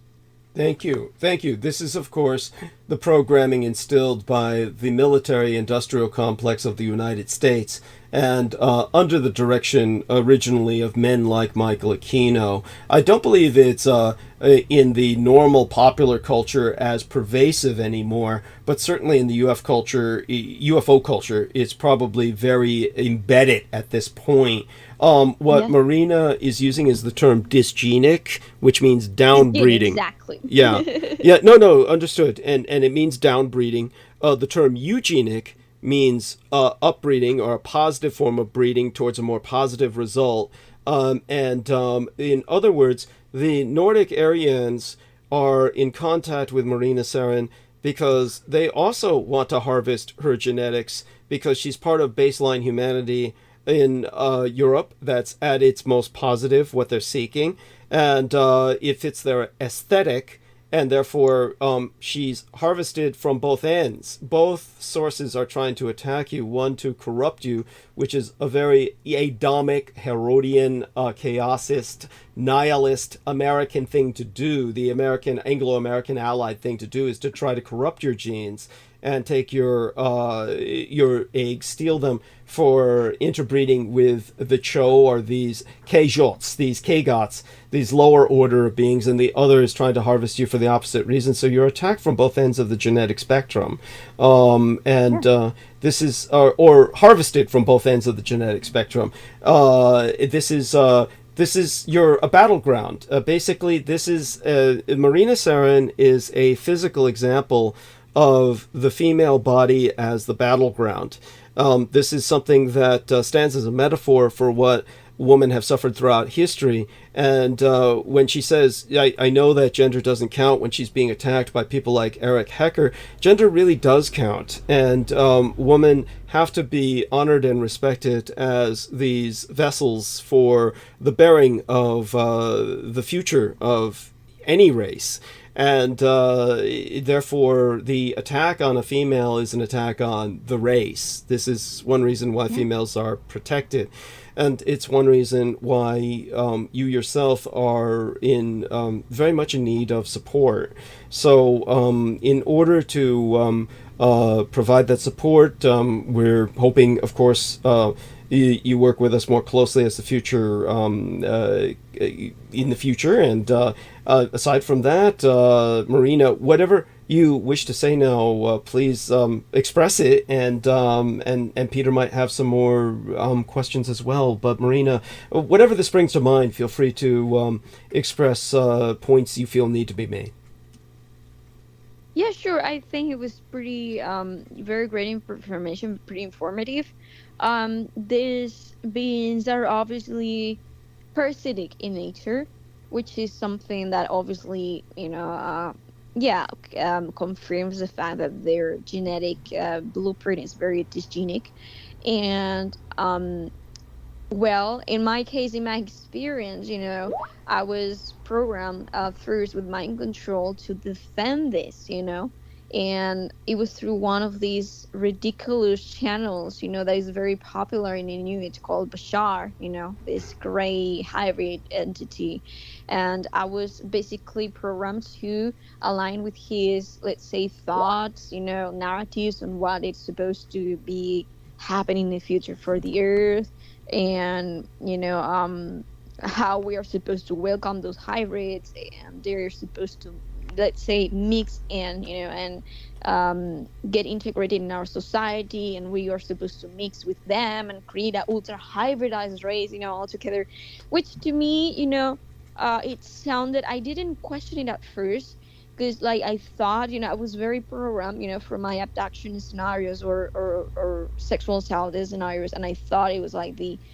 way, like there was no option. But then I started thinking, by myself, when I actually had I think this was very synchronistic, or maybe even planned, in the background by my own positive guides, because when you become like a figure in the new age, like a public figure, mostly, I'm not saying all of the time, but most of the times it is because you are following an agenda that our governments are supporting, and they want you to support and reinforce and propagandize. So most of the people, like the 80% of the new age, public figures that are out there with a lot of fame and followers, are agenda based, are basically mind controlled by agenda based, ETs, or humans, groups. And so I remember that at the time that I was starting to get interviewed, I was so defensive of the hybrid agenda, and I was like, yes, because it's, you have to do this, and this is what is going to happen, da da da da da. I was parroting, their script, they're giving a script, to me and to everybody that followed that entity Bashar at that time, So I remember that I was obviously, making like a propaganda out of this, saying that this is a good thing, da da da.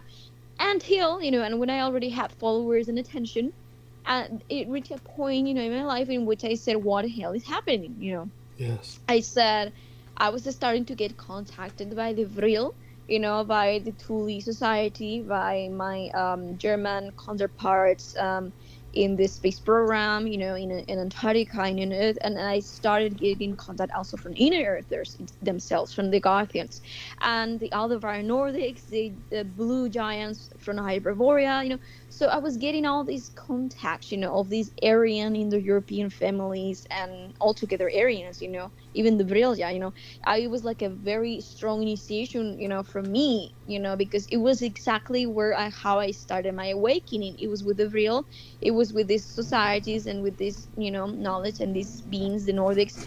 But, it was sabotaged, eventually by the grace for that small period of time. And when I started getting interviewed, I woke up immediately. It's almost as if my higher self planned this strategically with my guys, as I said, and said, well, now that we have, they're given attention, because it's very difficult to have it, and this is one of the only ways that you can get, to be in these spaces, now that I am here because I show that I follow the plan, which is not a positive plan, it is a negative agenda, anti-human agenda. It's time to wake up, and then wake the people up too, and help humanity. And so I started to get contact again by the Real, by all these different beings, and they were not insisting in anything. They were never telling me that I had to stop following Bashar or anything, because they're non-agenda based. They're very they're obviously against it. They don't like it, but they are not totalitarian in their perspectives. Obviously, they're very balanced, beings and groups of beings. So they just taught me, who I truly am, and they just make me remember who I am, and they do not insist me to do anything. Mm-hmm. Yes. Excellent. Then and this is because obviously they understand that you're inherently genetically on their side. Okay, so they cut her off. We've lost Marina. So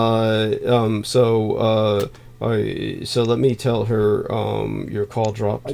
Ask her what happened. Yes. I don't know if I'll get an answer. Yeah. You dropped from the call. Drop. Could have had an issue there. We are in Mercury retrograde after all. Jump back on bandwidth.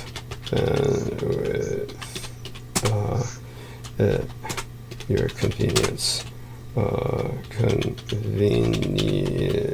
as soon as possible. Well, as soon as possible. As soon as possible.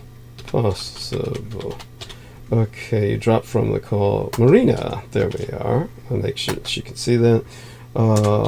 So jump back on bandwidth as soon as possible. Okay, good. Press the enter button, and hopefully she sees that. And with that, okay then, we are just alone now. The Moon Man and myself for the moment, along with Aristides.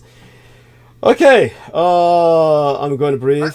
I have some questions. Very Sure. simple questions.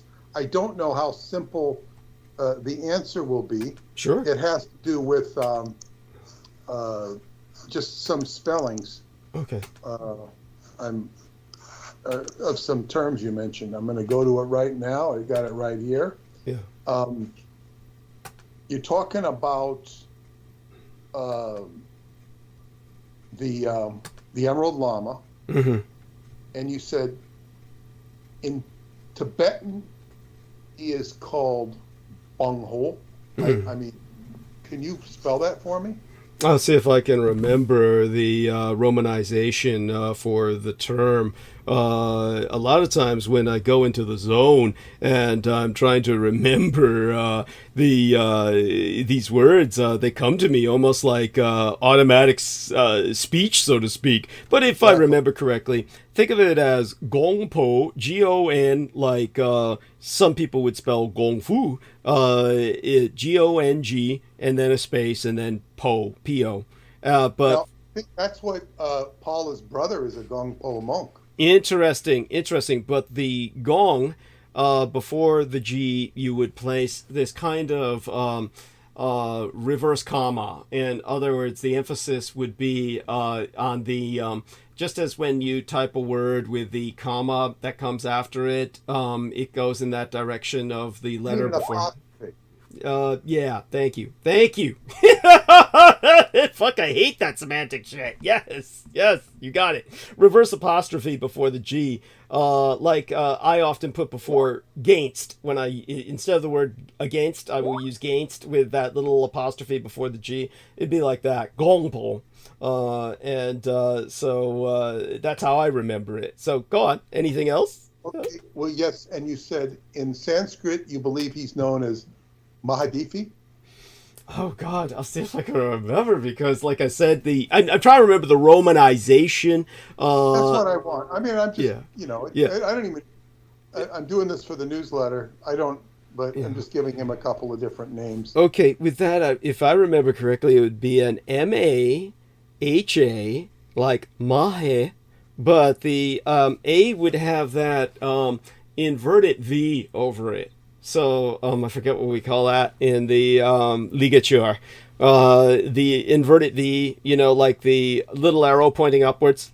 Yeah, it would be over that A. So Mahe, and then Dithi, D-I-T-T-H-I, Mahadithi. Because that's the Pali, which also, if you ever write out in the Romanized script, Pali is a language, the A would also have that little inverted V over it, the upward pointing arrow. So the Pali, think of that same kind of A in Mahadithi, and that means in Sanskrit, the great deceiver. Now that's the D-I-T-T-I? That's correct. Mahadithi, all one word. Mahadithi, the great deceiver. Great, thank you. It's very helpful. Now, what we can do, and maybe Marina will come back. I know it's very late for her there, but she sounded completely awake. So when she sounds completely awake, even when she's tired. So there was a few times when that wasn't necessarily the case, but I get what you mean generally. Yes. Well, yeah, but. But anyway, like I've been going over the green I call him the Green Llama, as you know, the Emerald Llama. And that's fine. The Emerald Llama, and as I read through this stuff, Yeah. and I'm putting it, just perhaps a page worth into the newsletter. I can't cover everything because it's very interesting, because I start off the newsletter talking about, which will be sent out right after New Year's.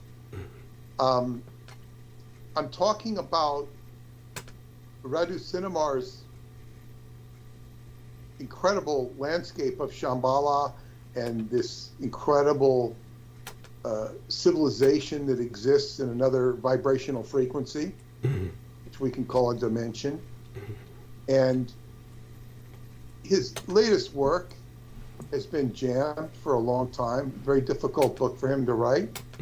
And this new book we're working on, as far as I can see, undercuts it, particularly with the reference to the Emerald Llama, who is the representative of the adversary to Mara, Yes. the adversary to the Buddha.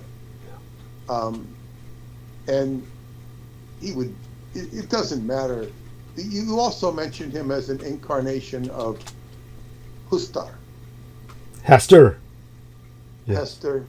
Yes. This reminds me of the guy who rented our apartments. Rented us an apartment when we moved to Davis. We didn't have a house, so my father was able to rent an apartment for the summer until the house was purchased and built. And Mr. Hester, his name was. Okay. I remember he was the apartment. And I used to make fun of him and imitate him for my brother and sister. They still remember a big kick out of Mr. Hester. It was like a little leprechaun. But Hester, what is the origin of Hester? What is his origin? In terms of the origin of Hester, we're talking about an entity that's older than the universe. The anti-gods are, in their own way, they're all older than the universe, because these are the products of failed cosms created and destroyed before our universe was incepted. These were the imperfect realms that God was not satisfied with, in which the balance was not struck to enable the physics that will give birth to stars. And without stars, no life can exist. So the stars are, of course, the origin of everything in our universe. The cosms which were created before our own, these are the lost realms that then were the origins of the anti-gods. These are that which we are should be aware of, but most people are not. They think of this as simply the only universe that ever existed. It's really the first universe in which light could exist. And this light cleaved the darkness. And this is what led to, of course, the weakening of the anti-gods and their ilk. And as a result, one of these, of course, is Hester, the King in Yellow. Just so people understand, our universe is extraordinarily balanced on a razor's edge in terms of our physics. And in most other universes, this balance does not exist. So when it comes to the multiverse or multiple universes, don't think of it in some Marvel comic book sense where you've got universes like ours, except the history is different or things evolved differently in terms of life forms. No, in most other universes, they're completely lifeless. And they're on planes of existence that are basically collapsed dimensions. So they're not something accessible or anything that you not only would not want to investigate or explore, you simply could not exist in them. But these incredible entities are the singular products of these collapsed cosms, perhaps a byproduct of their collapse, a collateral waste product. And that makes a physical sense in terms of metaphysics and conventional physics. So what happened was the cleaving of radiance, the birth of the stars throughout the multiversal blacknesses resulted in their eventually being bound and hidden in empty prison dimensions on worlds of desolation. But the creator of humanity in his own image, our image of divinity, allowed free will. And it was within the last century in particular, the century before our own, this century, the 20th century, as opposed to our 21st, the last century of the last millennium, that freely applied will to usurp the throne of creation was able to truly exploit technology to open the gates into anti-reality, a lethal violation of natural laws that could potentially destroy God himself, as manifest in our embodiment by annihilation of our species. This is exactly what the Adamites intend. And so this is what Marina, Sarin, and I are fighting against. I'm not quite sure she understands the importance of her struggle. She does what she does. She's new to a lot of what you have to offer, and I would have asked her, how did she awaken to all this thing? She's very young. I'd also, be curious as to her father's take on all of this. But he's dead. You know that, of course. I didn't. Are you sure? Yes. I think. Well, I saw him when I was talking to her once. Interesting. I thought he was dead. Maybe I'm wrong. No, I saw him on the video once, I think. I don't think he's dead. Okay. But I might be wrong. But that's a mystery. We can ask. Yeah, we can always ask her. Yeah, I think you're right, Douglas. Yeah, thank you. I thought that. Yeah. Yeah, I remember hearing that. Okay, yeah. You remember hearing that he died? Yeah. So maybe it was somebody else you saw. I don't know. No, I was talking to her. And she said, "Oh, that's my father." Interesting. Well, wasn't that long ago. Oh, interesting. Oh, so it could have been in the last 6 months. I don't know. It seemed like the last 6 months she said that to me, right, Aristide? No, I mean, I probably talked to her 6 months ago. Yeah, and you saw him then. It was like a year or two ago, but I don't know. Yeah, that's great. I'm pretty sure he's gone. That's right. I swear to God, about a year or two ago, and Aristides was listening at the time. I could have swear I was saying something about her father, and she brought up the fact that he had passed on, because I was asking how he felt about certain things. So that's interesting. I mean, that's I mean, certainly Peter experienced what he experienced, and we'll find out more from her when we speak to her. And the other thing with her, when I had spoken to her at some length, because she wanted some help, and then it was before I went to bed. I might have done some more stuff before I went to bed, but it was at the end of the day. And then when I woke up the next morning, I'd forgotten that I'd even talked to her. I recalled it, but it was like, why did that? And that was just recent. We're talking about like the sheet. Yeah, I don't know.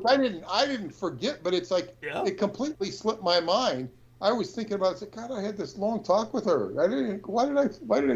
Why did it just go out, into one ear and out the other? I mean, it was recoverable, but it was just very odd that normally when you have a long talk with somebody like that, you keep thinking about it.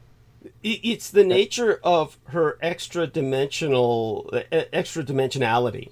It's her real nature. And so we're talking about a young lady who is being assaulted by all sides of this cosmic war. This is something that again, I'm hoping to make her aware, without increasing any pressure upon her, of the true enormity of her struggle. But the fact that she's this Well, I kind. think she knows it's pretty enormous and very challenging. Well, she knows the intensity of it, but it's like, as Saying she didn't know all the implications of it. yes, thank you, thank you. She knows the intensity of it, but the enormity of the implications, I don't believe she is aware of. And this will give one a feeling more of victimization than of importance without knowing that.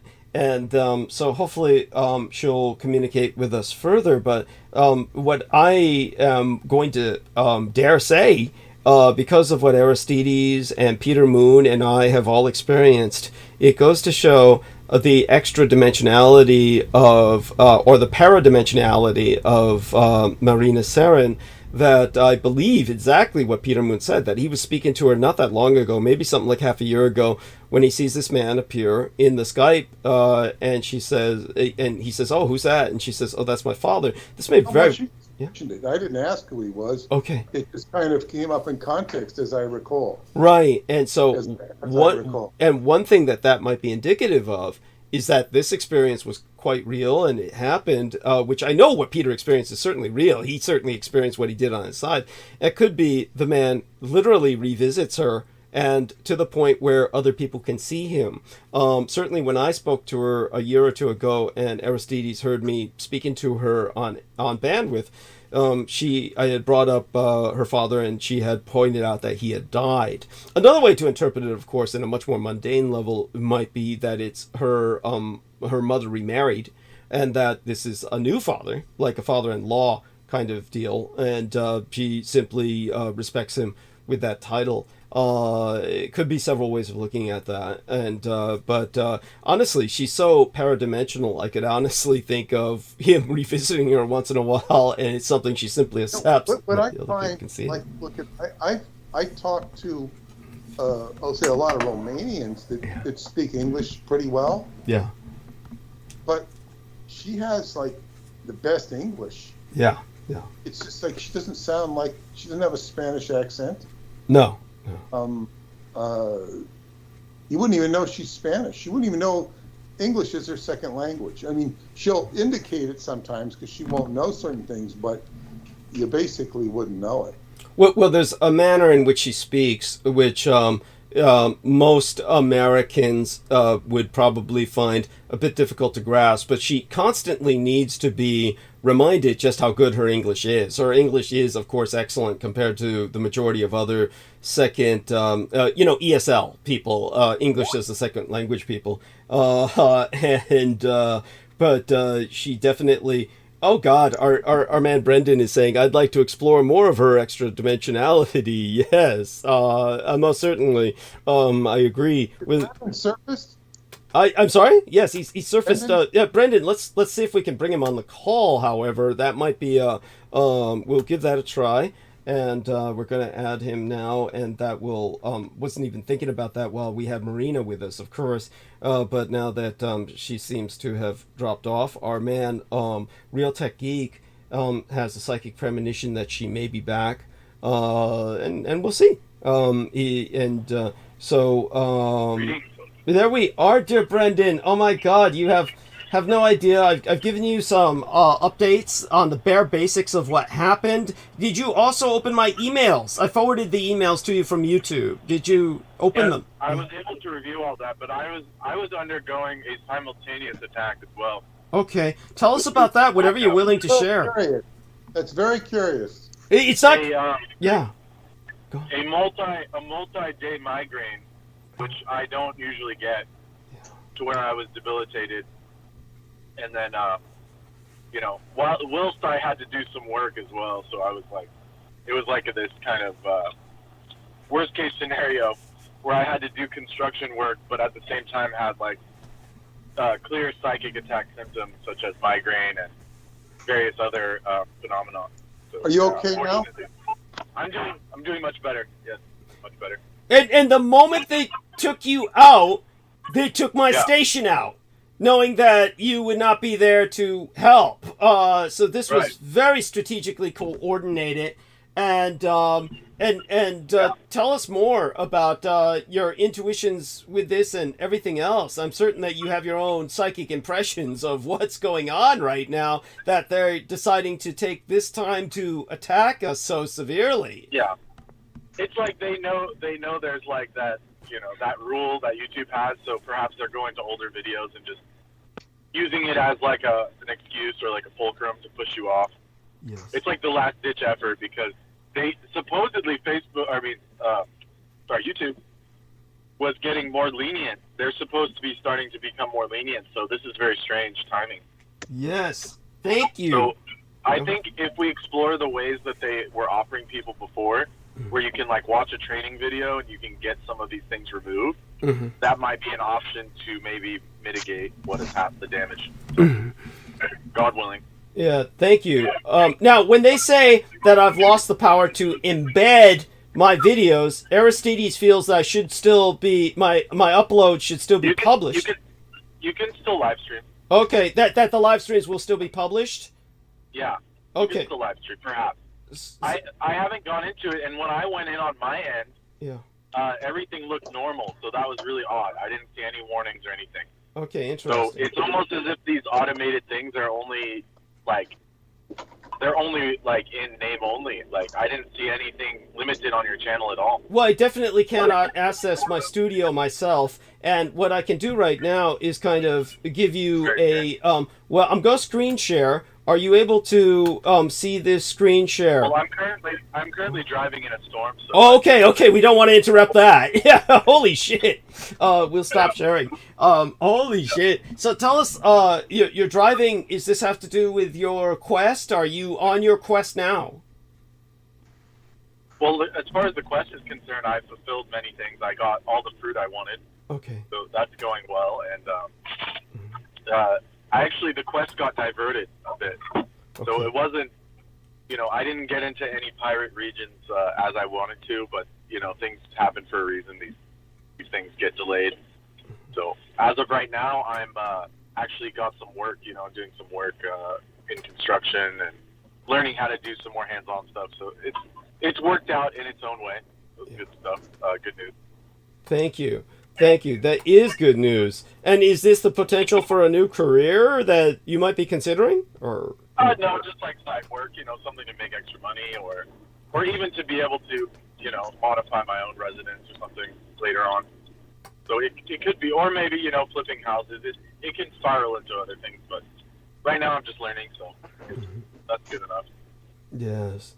Thank you. And I really appreciate everything. You're being able to get into contact with us is extraordinarily comforting. And so will you be available to personally talk with when we can share a screen anytime soon? Or are you heading towards an area in your car where that might be possible? Or is this going to be a long journey in your automobile right now? Well, within a few minutes, I'll be available. Okay. So just let us know when you're home, so to speak. But right. Other than that, yes, be careful. We are experiencing inclement weather. It's very stormy in San Francisco as well. The rain fronts are huge, and obviously Sacramento, where our man Brendan Zogit is at, the capital of California. It's very rainy there, We're within region, geographically of yourself, less than 100 miles. Yeah. And by the way, Brendan, you wouldn't believe how funky things have been lately. Peter Moon was trying to do what he could to look up various subjects that I brought up, and then he asked me about this motherfucker who's lives in, of all places, Hawaii. No, of course he didn't know that. But he brought up, have you ever heard of this Michael Jasinski? And this Michael Jasinski, he's this motherfucker who is basically, I said, look, I've only heard of the name Jasinski through this couple that used to work with Michael Aquino. They were members of the Temple of Seth. And what happened was that everybody who would speak in Michael Aquino's office, aside from myself and anything he would say, whenever we were in the environs of his office or someplace similar on the military base that was similarly quote-unquote secured or of security clearance level, then what would happen is everything you would say would be recorded. It was just built into the walls, quite literally. And he told me as much. But when he would often ask me about my experiences, my mother's experiences, and at times he would even remind me this was all being recorded, then later on he brought up this Zinzinski couple and said, oh, they were transcribing everything for him, that this was outside of the military responsibility area. In other words, he was bringing in people from the Temple of Seth. And these people were so enamored of him, they told him, we're going to name our firstborn or our firstborn son after you, or, you know, their next son. I remember this distinctly. And then they're going to name him Douglas or? Oh, Michael. Michael. They were, yeah, so this guy's named Michael Jizinski after Michael Aquino. Yeah. And I remember it wasn't until, you know, a decade or two later, this guy emerged, and I began to learn of him. And that's because this fucker was in Hawaii, but he was writing all this shit about Japan. Now, here's what I'm going to do. I'm just going to place the link right here. And you're driving. You can look at it later. But this is for Peter Moon and our man Aristides. So I'm going to send this to both of them privately as well as yourself. And this is so all of you can see that this fucker has been this guy's got very few followers. I mean, if you take a look, right. Peter, are you opening this link I just put in there? Please do so if you have not. And the first thing you'll notice is that this guy has maybe 174 followers, but only 42 of them are actively following him. So his views are just remarkably small. Comparatively speaking, his total views are 7,649, but he's basically quote-unquote a social engineer. And so this guy's at the university in Oahu in the Big Island. You know, the not the Big Island, but the big city. Capital. The capital, the big city island. And so here he is, and yet he writes about Japan like he lives there. But when I followed up on this guy in the past, I found out the Japanese won't let him practice in Japan. And they said that's because he's a predator. Now, you know how the Japanese will never give away the whole game, but the insinuation was this guy's a child predator. Now, he's supposedly working with child development. So he lives in Oahu, where he's got the largest, one of the largest Japanese populations outside of Japan is in Oahu. It's practically all Japanese. So he's able to be protected by American laws, because in Japan they would shove his ass in prison and they'd eat him up alive. So in America, he's and the Japanese prisons are notorious for, especially foreigners. You can be held for up to 6 months with no trial. Japanese prisons. Yeah. Just so people understand. Thank you, Brendan, for bringing that up. In Japan, you are considered guilty till proven innocent, and when you are arrested, you lose all rights. You have no rights under arrest, no matter whether you're a foreigner or what. Yeah. So, exactly. the foreigners, you're eaten up alive. You're in that system. You don't come out. And so... And a lot of people learned the hard way, like when they were like partying in Shibuya and tipping over cars. Yeah. Every single one of those people, there was like a couple Halloweens ago. Yeah. They tracked them down with facial recognition, and every single one got put in prison. I guarantee you they'll never fuck up cars in Japan again. Oh my fucking God! What was this about? What was this incident about? Who were these people? They were just partying. They were just partiers on New Year's or Halloween or something in Shibuya district, Tokyo. Were they Japanese or were they non-Japanese? There was a mix of foreigners and Japanese, but they got so drunk they started tipping over cars, and the governor of Shibuya, which is like what would be like a prefecture? What's the word, Douglas? A prefecture. The ward. Prefecture. The ward. Yeah. The ward of Tokyo, Shibuya. They made a point to use all the technology at their disposal to catch every single one of them. And most of them were foreigners, and they all got put in prison, like, in Japan. Yeah. Extradited from the U.S., like, they went back to their hometown and shit. Got them. Yeah, in other words, they basically abducted them from the United States. They had extradited. These people thought, oh, you know, we have our. They even had masks on and stuff, like Halloween masks or something. And the Japanese made it a point to literally track them down through whatever means necessary, just to prove a point. Because like you can't just go there and cause havoc, like even if it's a holiday. Like, yeah. And I think to the point where they actually banned these gatherings now. They're like very limited. Yeah, interesting. Like New Year's and, you know, stuff like that. Oh, no, interesting. And just so people understand that in the old days under quote-unquote martial law, quote-unquote, this is when the Americans were there during the MacArthur era for Reconstruction and shit. And when it comes to those days, then there were labor riots because these were like leftist, communist inspired. And well, all the Japanese needed to do was mobilize in those days the veterans who were then part of the Yakuza. All these incoming veterans coming home joined the Yakuza. And then what happened was the Japanese would just turn them loose in these gang fights to rip into these rioters. But then after that, when MacArthur left, then things really got mobilized because under MacArthur, the Japanese weren't responding with military force and just saying, okay, let's just send these veterans after them. And then they, everybody in the world will just say, oh, look, it's just people fighting each other in the streets, right? You get what I'm saying? But after MacArthur left, then what happened was there's what is called a police, and then there's what's called a national defense force, which is quote unquote like a National Guard. But these people are armed with like nothing the United States National Guard has. And the U.S. National Guard has got like even jet planes because Texas Air National Guard, Bush Jr. was a part of it. But the Tokyo quote unquote riot police alone, they're called the IIRC. They have bigger numbers than actual militaries around the world. And they even have what translates to an artillery division. So they could pull a Tiananmen Square. And people will tell you, the Japanese will say, oh, that's just a translation thing. It refers to armored vehicles and water cannon. Bullshit. They have howitzers.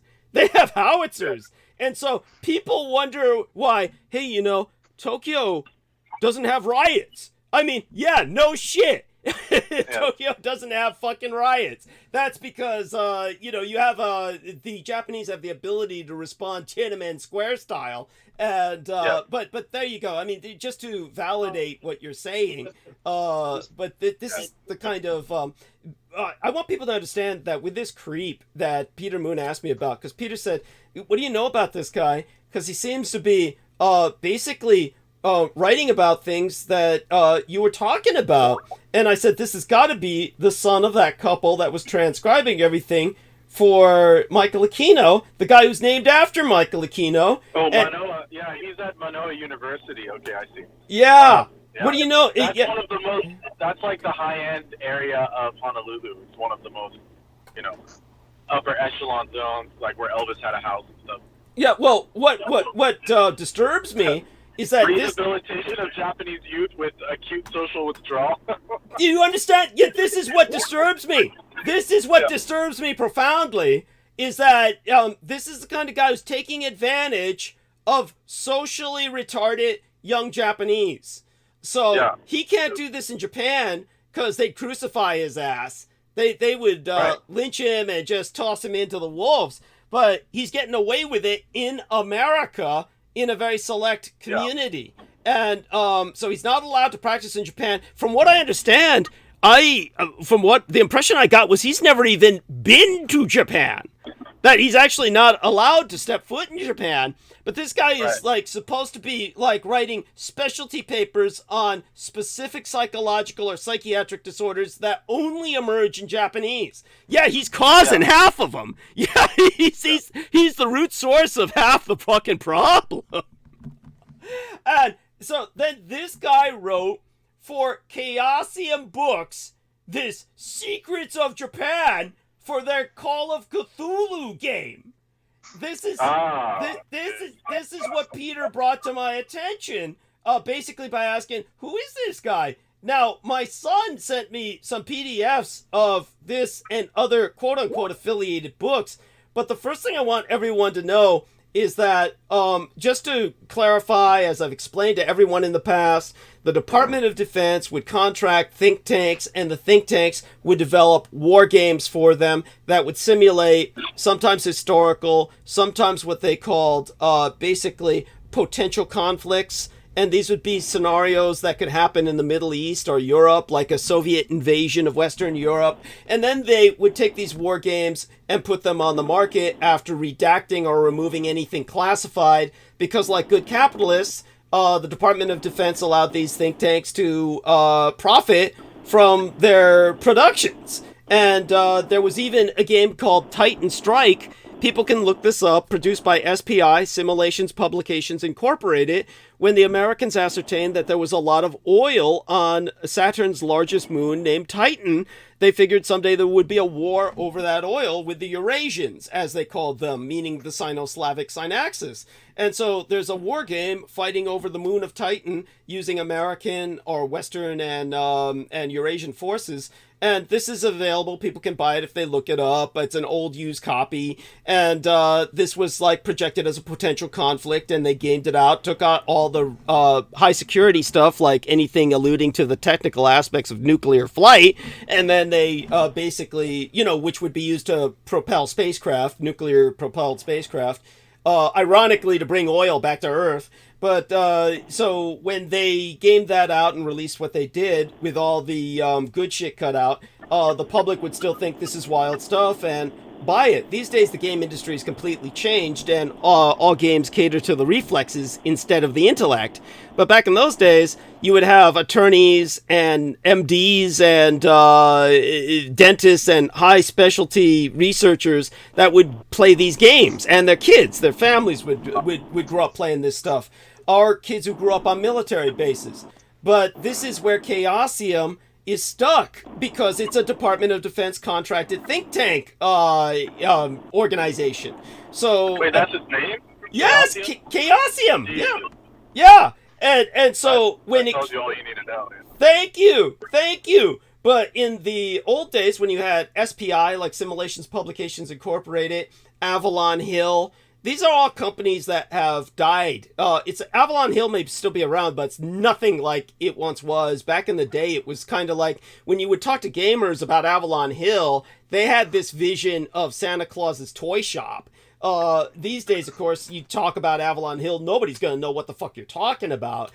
Games have completely changed. And just as an example, I was dealing with two young guys, white guys, but not that young, and they were kind of in the middle generation. And when I started, after my dad died, to try and track down some of these Department of Defense contracted war games that had been published and released, some of which I personally had a hand in helping to design, in the hopes that someday I would transfer over to a think tank, so I contributed certain things to them.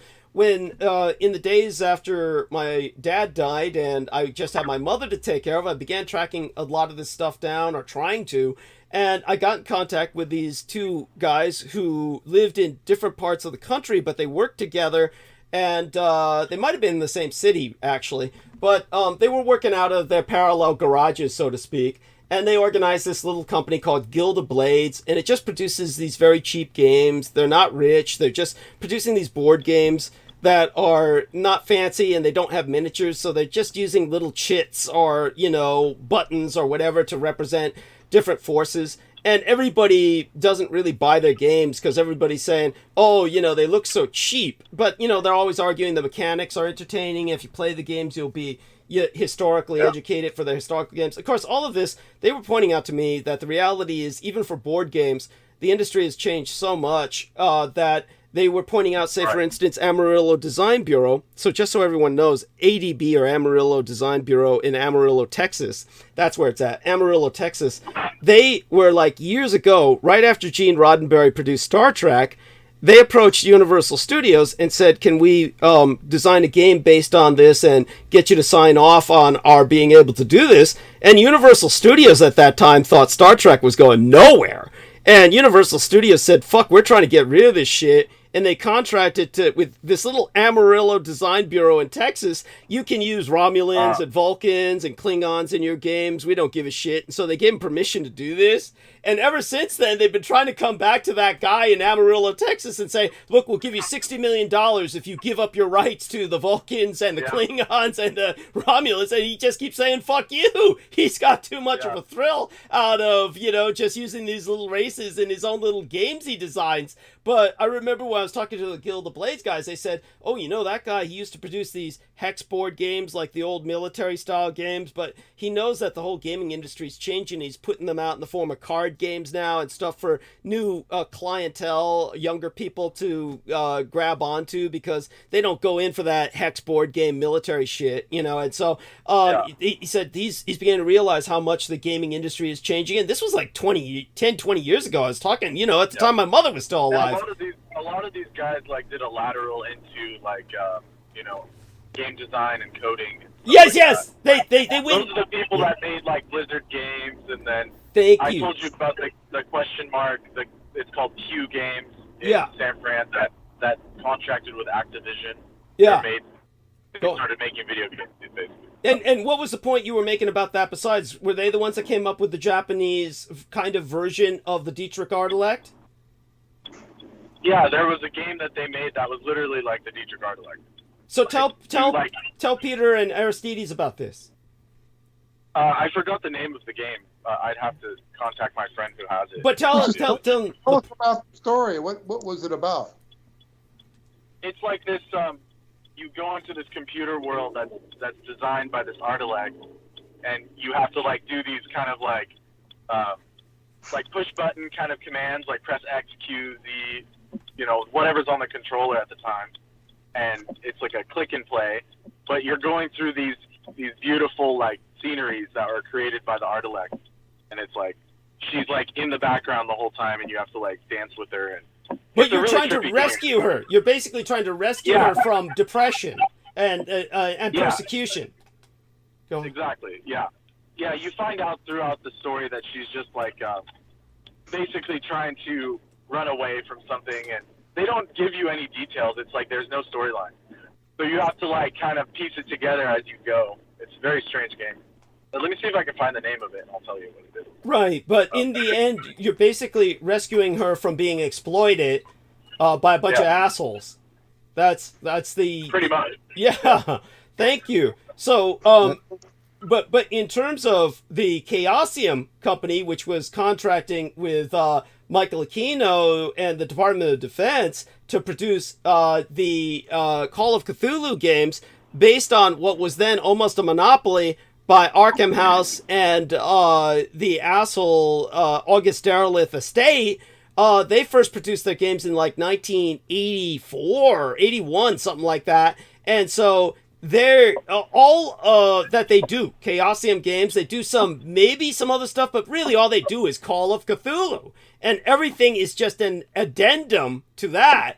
But the company that produces this shit, it's fucking clown shoes. They are the coelacanths of the gaming industry. They've existed essentially unchanged from their primordial start to the present moment.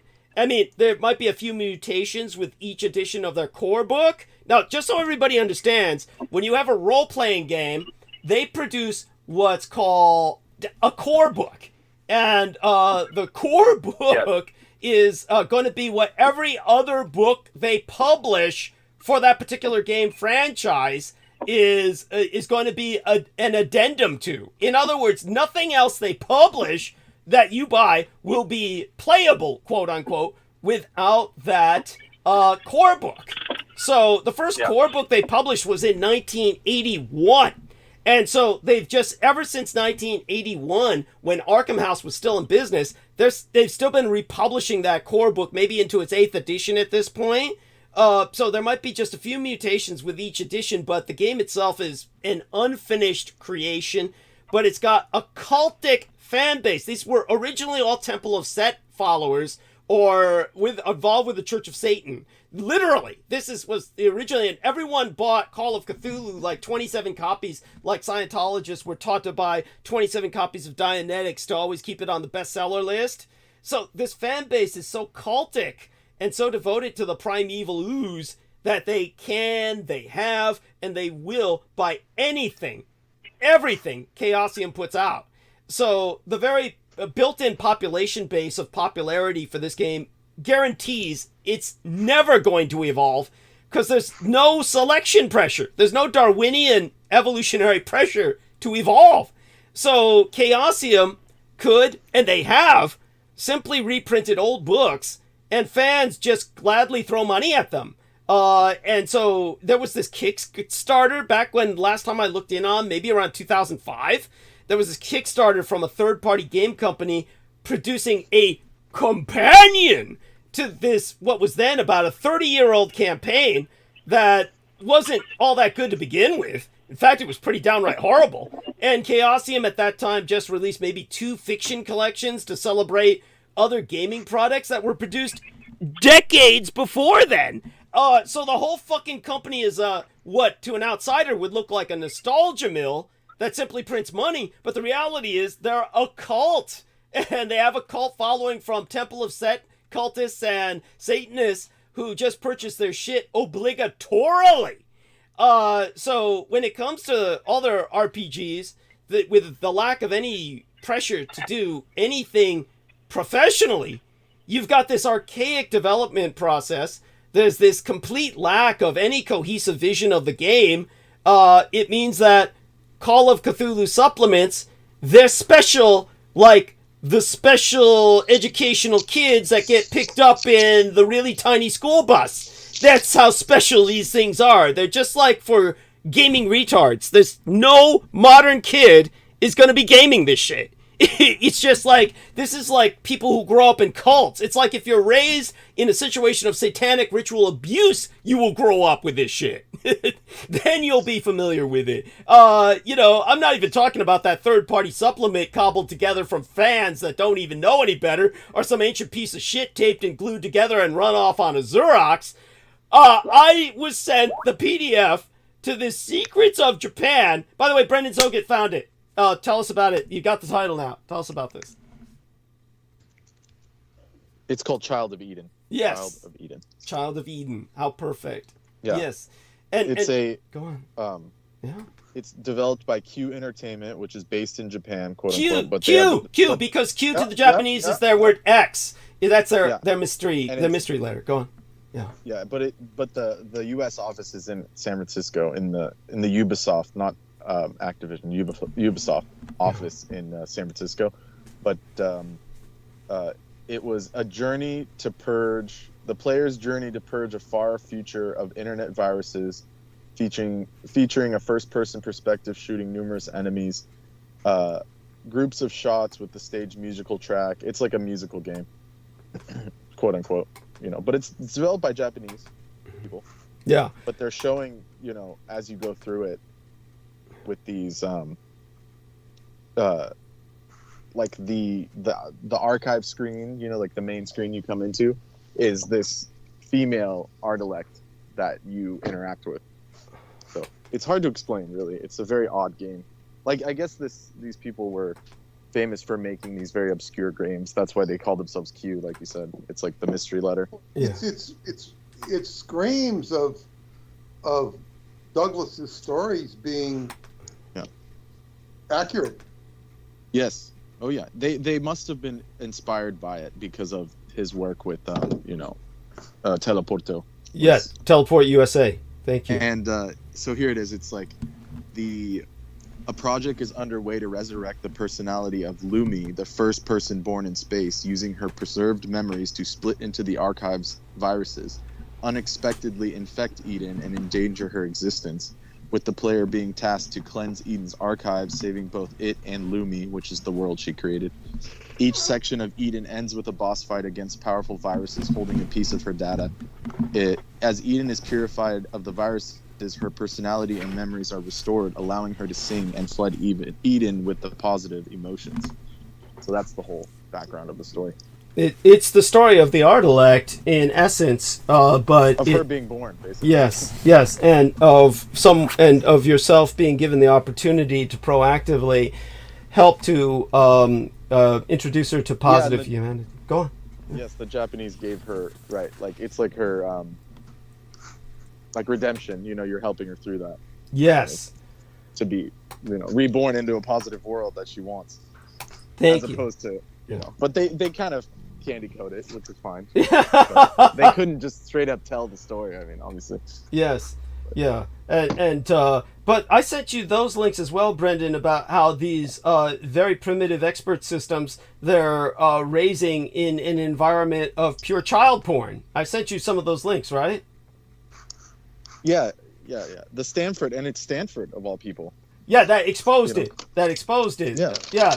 And Well, so they exposed it because it's on their freaking servers. I mean, I mean. Oh God, yes. I agree. I know what you're saying. I'm just saying they shouldn't be exonerated. Yeah, thank you. No, I hear you. And it's like but why do you? It's like those criminals that turned coats and now they teach cops how to catch criminals. It's like the same trip. Thank you. Yeah, it truly is. In other words, a lot of this stuff was installed at Stanford. Yes. Of course. Yes. So of course. And so, but why are they trying to traumatize these comparatively primitive expert systems? Are they trying to create miniatures? That's why I was so against like the chat GPT and stuff, because and the image creation. Yes. Because it's like, what's the first thing the public's going to do, especially these deranged people, is exactly what you're saying.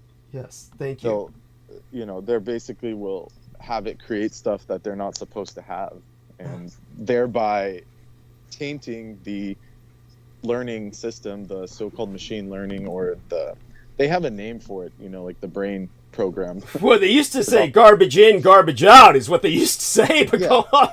Yes. Or no, Google has a term for its AI. It's called whatever. Whatever. Like deep learning or the deep mind. Right. They have a word for it, but the point is it's trained on what people are searching and using it for. Yes. So it's designed to be deranged. They want it to be in this kind of, because they know the masses will do bad things with it. So that's why I was so against it. It's like, why would you put this into the hands of these people where they're gonna just do nefarious shit with it? So it's interesting. Thereby tainting the future of it. It's interesting because this whole with the story of the Artilect in all of this, which you're alluding to, Brendan, is the lowest common denominator of mankind's worst attributes of lust and desire. And you can see that in the artwork that it makes. It's misbehavior. Like bad acid trip derangement you can have. Yes, thank you. Yes. In terms of what Brendan is referring to, the so-called AI-generated imagery that everybody thinks is aesthetic, and you always notice that it's always fucked up. There's elements of it that just are not put together right. So by all means, Brendan, thank you for that, and that's deeply appreciated. And but the Europeans have this one that I had discovered a few years back that I'm willing to say publicly now. Yeah. But it's called Claire. Okay. Claire AI. Yeah. And it's a program that is basically the Confederation of Laboratories for Artificial Intelligence Research in Europe. Mm-hmm. Basically, it's, as they claim it, it's going to be a human-centered focus, the sovereignty AI of EU robotics, and a powerhouse of trustworthy artificial intelligence. So I'm hoping that they're going to kind of keep it moral as much as they can, but you never know with these people, these scientists. But their claim is it's going to stay as this kind of like moral project. An AI that's made strictly in Europe, meaning they won't allow, the Americans to touch it, in other words. Yeah. It's called AI for good, quote unquote. Interesting. Interesting. So if you look through that thing I sent you. Well, notice the very fact that they have to do that They understand completely that America is going to basically be a source of pure raw evil. That's the point. Yeah, that's the point. Yes, I think, you know. Yes, absolutely. At any But also, you get those people that would argue and say, "Oh, well, Europe is just as bad and stuff." But I think like maybe they have more sense, at least from a logic, like a what would be the word, like a to put humans forward into the future. Like you don't want their technology to be corrupt. Yes, It has to at least be functional. Yes, right? Thank you. Even if their ultimate end is to have complete control, it's like at least the technology would be functional. Yes, Yeah. yes. Well, in terms of Europe, they don't think like that. Basically, the one thing that I do want to emphasize is that when Americans consider child porn or human child trafficking in Europe, the Americans are automatically impressed with a kind of loose attitude in places like Amsterdam. And so in places like Amsterdam, they get the impression that Europe's full of child molesters. And it is. But the point is that Europe has a greater sense of bureaucratic functionalism and a greater sense of legislative regulation. So the Europeans try to prevent the kind of bullshit that happens in America with people going out and conducting mass shootings based on what they find on the internet. And this is why you never see Europeans produce manifestos that they release online before they go out and kill people. But the only places where you do see that happen is where Europe has gone insanely permissive, like in Scandinavia. And that was in Norway, where you had this incredibly insane individual go out and kill busloads full of children and then wind up in prison. And they have to release him because they said we never sentence anyone to death in Norway, and we never sentence anyone to life imprisonment. We only put them in prison at the absolute longest 30 years or something like that, maybe even just 20. And so this guy killed hundreds of kids, blowing up school bus after school bus, and they're letting him loose after 20 years. And so this is like Norway, the insanity that you're talking about. And let me look up Norway killer blew up school buses, blew up school buses. And then we'll get the identity of this puke. And so he said the first thing he's going to do, of course, is he's moving to America. So, Breivik. His name's Anders Behring Breivik. So Anders Behring Breivik, and he actually threatened a hunger strike. He actually, for God knows why. This lunatic. But yeah, he's gonna be coming to America soon. There you go with that, and they'll probably have him run for president.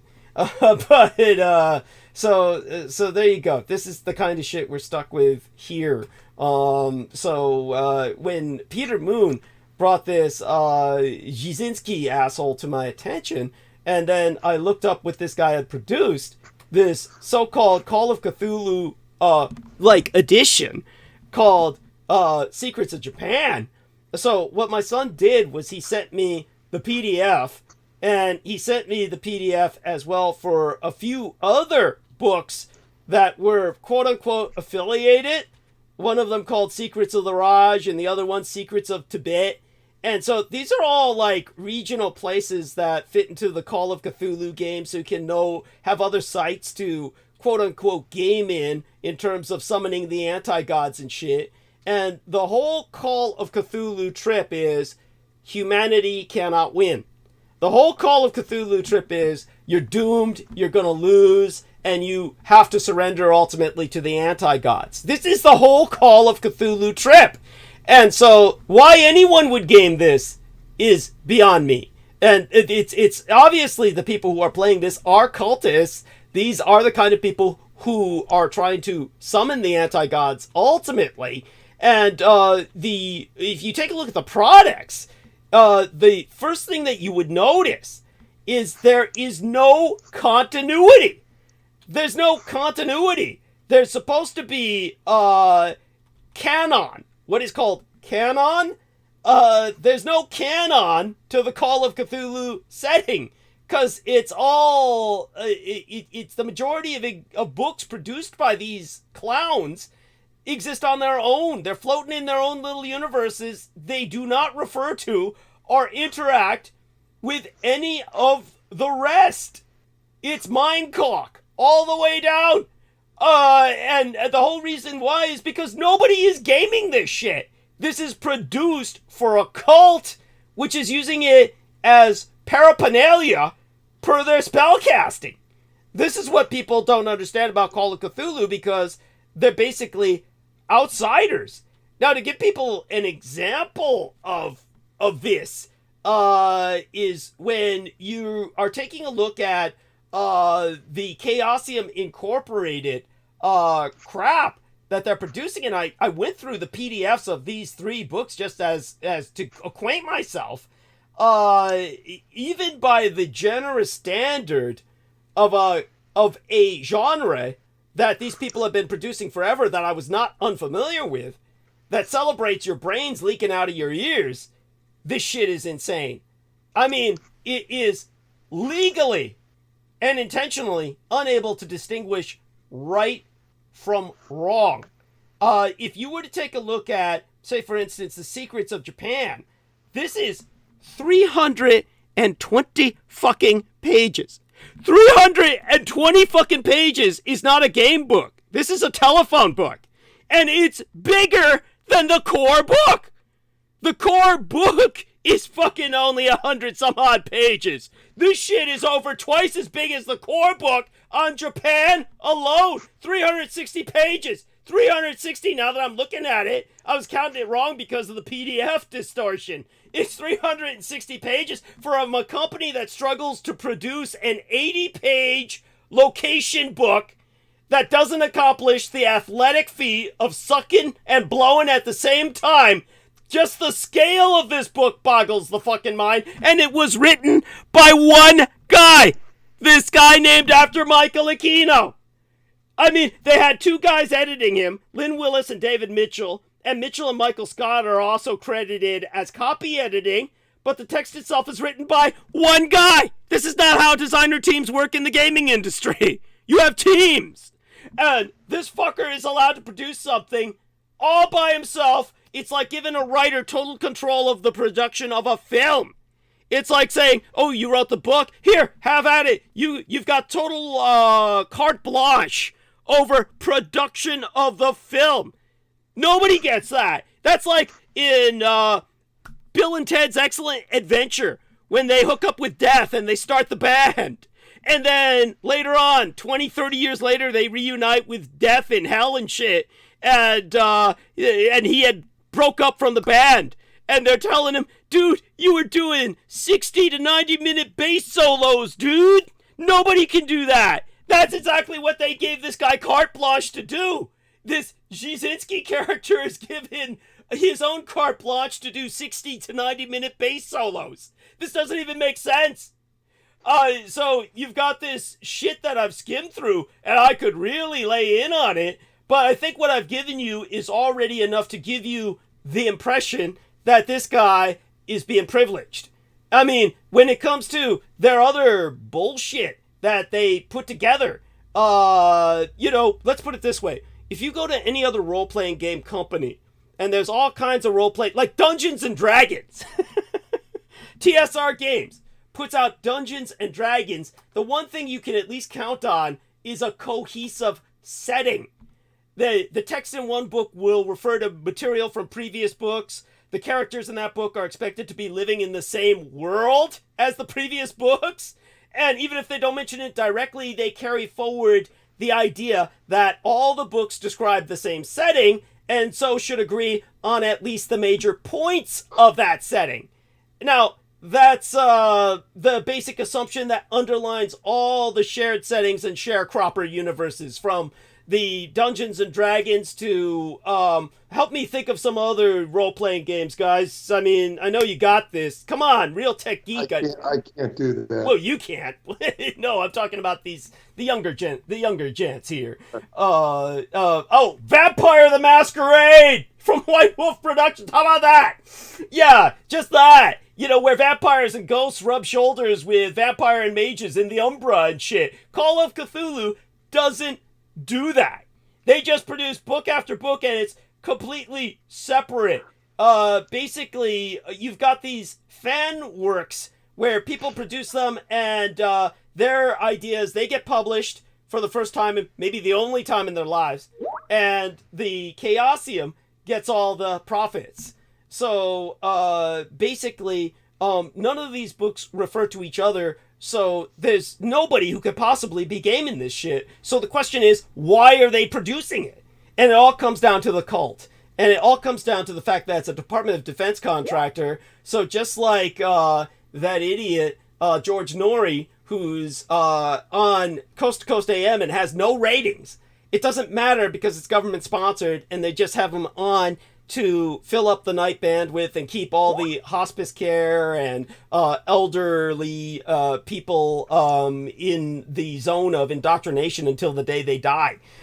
So when it comes to Secrets of Japan, and I compared it to Mysteries of the Raj, which is about India, obviously, during the Brit days, you've got this print-on-demand fan wank with Mysteries of the Raj that Chaosium produced under this program, which they basically agreed to let fans write, edit, illustrate, and lay out their own fan supplements in exchange for Chaosium publishing them and keeping all the money.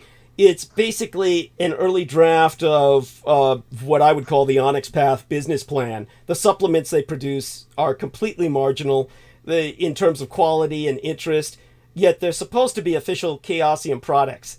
Now, there's the Secrets of Tibet, which, came out at the same time as the Secrets of Japan. And this was at that time, 2005, Call of Cthulhu 7th edition. It's in the 8th or 9th edition now. But it was nominally compatible with 6th edition. It doesn't really matter because none of the shit fits. But Secrets of Japan doesn't mention either of those books. Yet, when I'm looking through the text, it talks all about Tibet. And yeah, I'm saying hundreds of pages, and this guy's talking all about Tibet. Why? Because Diana Dietrich talked all about Tibet during World War II. So it's all Diana Dietrich's experiences produced in this book that's larger than their goddamn core book. And of course, completely rewrites everything from an Allied perspective, which is, but the Japs can't win, because in the end, only the gods of Edom are great. And all the kami of Japan put together are like batteries sparking in the night, because in the end, only chaos can win, and the rising sun will be extinguished. This is the book. And it's 360 pages of this shit. And the Emerald Llama disapproves. So at any rate, this is what, however, is really intriguingly upsetting to me, is that when I bring up the genetic background of the Japanese, I am doing so within their cosmological context. In other words, the Japanese truly are a special people. No, they're not exactly human like you and I, so to speak, speaking in the most generic terms. But this is a work of fiction. And as a work of entertainment fiction, its contents, theoretically, legally, are not supposed to be intended to discriminate or slander against gender, race, color, religion, age, national origin, disability, marital status, or sexual orientation. So, it's supposed to at least say similarities between characters in this book and persons living or dead are entirely coincidental. God has help us if they aren't. But this shit says the Japanese are not human. Not in the context that I say it. It says they're not human and therefore must be exterminated because they're aliens that don't deserve to exist side by side with humanity. That just being born Japanese, they are intrinsically evil. But then it says that the emperor's family is not alone in the dragon bloodline, and that in reality, they're just one branch of the reptilians who rule all the world. David Icke shit. So in other words, everyone in charge is a reptilian, and the anti-gods already rule you, and you must surrender, unlike the stupid Japanese who keep resisting, thinking that they have the capacity to do so just because they got a little serpent blood in them. This is a satanic inversion that goes beyond satanic, of course. It's Adamic. This is truly the Herodian insurgency, produced by a pedophile, child molesting pervert in Hawaii, preying off of Japanese children in America so that he can get away with it under legal protections. This is beyond offensive. This is what led individuals like that madman to kill his own children when he believed they were of Japanese lineage, when he found out they had just a little drop of Japanese blood in them, and he killed them both, took them down to Mexico and killed them both. Man who killed both children, Q, serpent in Mexico. Let's look this up. And that was the California dad, killed his kids over QAnon and their quote-unquote serpent DNA, called his own kids lizard people when he found out his blonde-haired, blue-eyed wife had a drop of Japanese blood in her. And so this is what's leading people to do shit like that, is this kind of propaganda produced by this kind of product of the parents who transcribed for Michael Aquino verbatim everything I told him and misrepresented it in this perverted context. Aristides, Brendan Zoget, Peter Moon, any questions or anything more you want to go with this? I'm happy to. It's utterly remarkable. It's utterly remarkable. I don't know how many people can appreciate that this proves that everything Douglas is saying is for real. And you're hearing it, you're not, it's just utterly remarkable what's being revealed here. And it's one more call to encourage you to donate to him, for the year-end present, the Christmas present. You can still use your donations very much. And with that, I will say good night. Douglas, if we don't have your channel back, which it doesn't anticipate, and if I'm going out to Montauk on New Year's Eve, I don't know how we can logistically do this program. Interesting. Good point. Oh my God. So they killed that.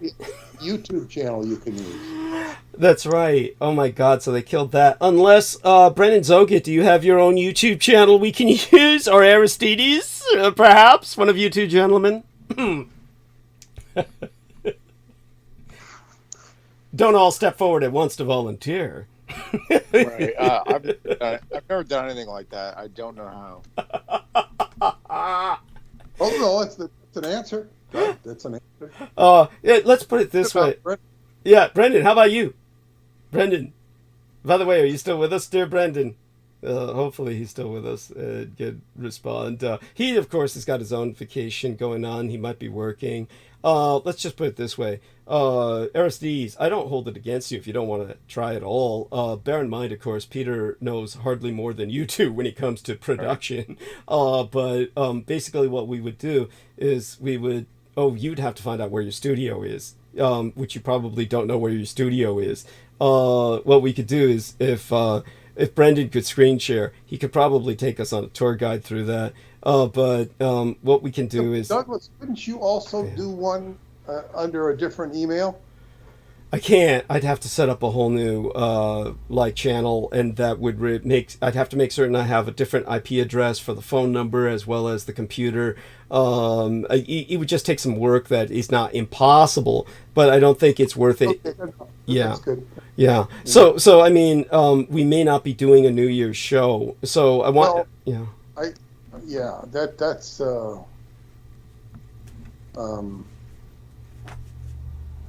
we'll have to. We'll talk about it. We'll talk about a plan. Yeah, and decide whether or not we'll do one. But we want everyone to know, no expectations. We hope the word gets out. I know the word has gotten out through Peter to a good many people. Very few of them joined us tonight, comparatively speaking. But this program, Well, we're compromised, Yeah. and yeah, yeah, it's in any number of ways, we were compromised. The attacks on Brendan Zogia, as well as Marina Sarin, as well as what happened here. This is all coordinated at the same time that Peter brought up the subject to me of this Zizinski guy. And it's all connected. Marina, this creep, just being brought to my attention. The situation is developing in a very real sense, and I think that people just need to come to grips with the fact that. Let me take a look in the chat room. I do want people to understand no expectations. Obviously, privately, we will talk with Aristides and see if we can figure something out. Brendan and Aristides and I will hold a private talk about that. That's if Brendan comes back on after Peter leaves. Otherwise, we'll try and rearrange another call soon enough, probably tonight or tomorrow.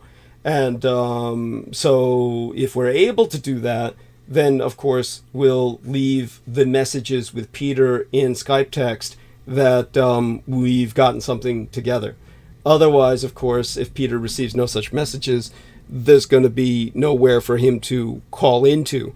Obviously, if we do start on Sunday night, we will call Peter, and then he can just jump on the call whenever he's available. That way, he'll have that, so long as there's Skype on his phone. Other than that, tell people about Montauk, what you're going to be doing there, dear Peter, and we'll let you drop. No, there was. I was just going to go visit my friends for Montauk, at Montauk for New Year's Eve, and I do intend to do a dream workshop at Montauk, and I want to talk to them about that. I don't need to go out there to talk to them about that, but I did some dream work with them last time. I had Stephanie South with me, and that's just, I've never spent the New Year's out at Montauk before, but Brendan Zogat seems to appear. Yeah. Taking a break, but you can get back to him. So anyway, that's the plan. It's I still need to confirm it, and I probably will be out there. But in any case, it's been a very interesting show with Marina, and we'll see where this goes. I mean, find out. I mean, I hope she got some sleep. Yes. Some rest sleep. Yes, and eventually. Brendan, are you there with us? Can you come off mute before to say goodnight to Peter? Say goodnight to Peter as he retreats into the gentle night. And of course, I'll say goodnight to everyone listening. Aristides and Brendan and I may continue this for several minutes, at least. But yeah. Oh, yes. Do say goodnight to Peter, Yes, dear Brendan. yes. Good night, Peter. Yes, it was good Yes, speaking with you, and I will. Do you have a YouTube channel? I do. Okay, so what we're wondering is if we can use your channel to produce on New Year's Eve Sunday night, or will you be busy mine partying? is not authorized to live stream because I don't know what kind of trip they have, but I need some kind of extra step, and they won't allow me to use. I can't even post videos at the moment. Okay, so if we So were I to don't know what they use need to do, but- Aristides' channel, could you take us? Because for instance, if I try to go share onto my studio, which is I'll show you right here. I'm going to start screen sharing. So let me screen share. I'm screen sharing right now. Can everybody see the cursor moving around? And this is cute that we're doing this on record, and we could just as well do this maybe outside of record. Let me try and get to my studio. Let's see what shows up. Okay, we got the channel dashboard here. And of course, so as you see, can you see this, dear Brendan? It says active community guideline strikes. It does say 1.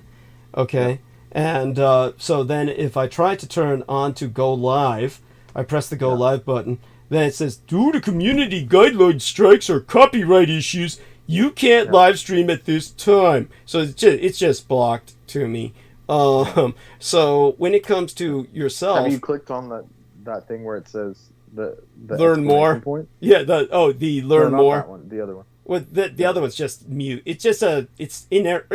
It's an inert exclamation Excuse me, point. not this one, but the one from the main page. Okay, from the main page. Where it's all red. Okay, you're talking about this one. This one. I can go in on it on my end too and check it. Yeah. Yeah. Well, if I click on that, then it's one of 3 community guideline strikes. Your content was removed due to a violation of our community. You won't be able to do things like upload or live stream for 7 days left. 1 week. If this happens again, you won't be able to do it for 2 weeks. For 7 days. I see. I got it. Yeah. Okay. And so expires March 26th. So let's take a look at our calendar. March 20. I mean, maybe we shouldn't give out this information publicly just in case. Well, everybody knows it already. I mean, it's the enemy knows it already. Right. So the enemy already knows it. But this was like December 20. What is this? March 26th. Oh, that means when that's it finally... when it falls off your record. Yeah, that's when it falls off the record. Okay. So it's basically... It says medical misinformation. Now, the appeal... the appeal didn't give me a chance to write anything down. It just said, do you wish to appeal? And I clicked on that, and it sent the appeal. And then it immediately said appeal rejected. Like that. Like, so this thing was just, set from the word go. There was no genuine appeals process. Yes, thank you. And so it's fixed. It's fixed. And by that I mean in the most negative sense. It's fixed. Right. The fix is in. So this medical misinformation is based on what we say about the Battle of Los Angeles. So it's Douglas Dietrich and Peter Moon back into the Breach episode from way back then in Bumfuck. If we click on that, we might get a date. Video's been removed for violating, comments turned off, and you can't see it until you press view in studio, but we know what it is. So there you go with that. But is there a way that our man Aristides can go find his studio and go into it? So Aristides, you must have... Yeah, but he may encounter, unless he's posted videos before, he may encounter the problem I'm having where they have this like limit where you have to do... I don't know what it is, but it's this process that takes a couple days to be able to... Yeah, you have to find somebody who works at Google and suck their cock. Yeah, that's the process. Well, no, anyone can do it. It's just like they've made it to where you can't do it immediately. It's like this 3-step bullshit now. Before, you could just post anything. Now it's like you have to go through multiple... I don't know how to explain it. I have to show you privately when we have time. Okay, it's something... No, I believe you. So this sounds like we won't be able to get this together by New Year's Eve. This sounds like... There's enough time, a few days. There's enough time if it's not immediately. Maybe you can just take New Year's off. I mean... Yeah, I mean, I'm considering that to be more and more inevitable, believe me. That's okay. I know what to do. When I'm off on New Year's, I know what to do, but... we're just considering this for the sake of making sure we covered all the possible angles. Aristides, how do you feel about this? Do you feel it's like what our man Brendan has said, that you probably are going to face? Have you published videos in the past? I have not, so we'd have to look into what he's talking about. So I'm at square zero here with that, but maybe. Like, for example, right now when I go to if I click on create, it says to record, you have to let access the camera, and I'll say, okay, access whatever. And then it says, you're not authorized to live stream. Your channel does not meet our updated eligibility requirement for mobile live streaming, et cetera, et cetera. So I don't know what their eligibility requirement is, but it doesn't give me any kind of information. It just says that. So. Oh my God! Yeah, it's So it's gonna take me a few days to even get through that shit. Is what I'm saying. That's one channel. Where's that? Oh, create. There we go. Let me see. Yeah. But I think because mine's connected to yours, it's definitely more sketchy. Yeah, that's right. But Aristides... Because it never was like that before I connected it. So. There we are. Yes, that's right. Yeah. No, by the way, Peter, did you hear that? Brendan Zoget never had any of this shit until he connected his channel to my channel, and after that, they really fucked him over when he connected to my channel. Tell him, Brendan. Yeah. Yeah, because before I've never seen that warning, and then, but this has been a few years now. But ever since then, it's always prevented me from uploading videos. Because in the past I've tried to, because we've had recordings that needed published, and it's never given me the opportunity, which is exceptional for Google because anyone can upload. So it's very odd. There's something wrong with my account, in other words. It's got some kind of flag on it. Yeah. It's flagged because you're connected to my account. Just say it outright. Tell Peter about that. As soon as you connect it to mine, This is why it would really be good for us to move to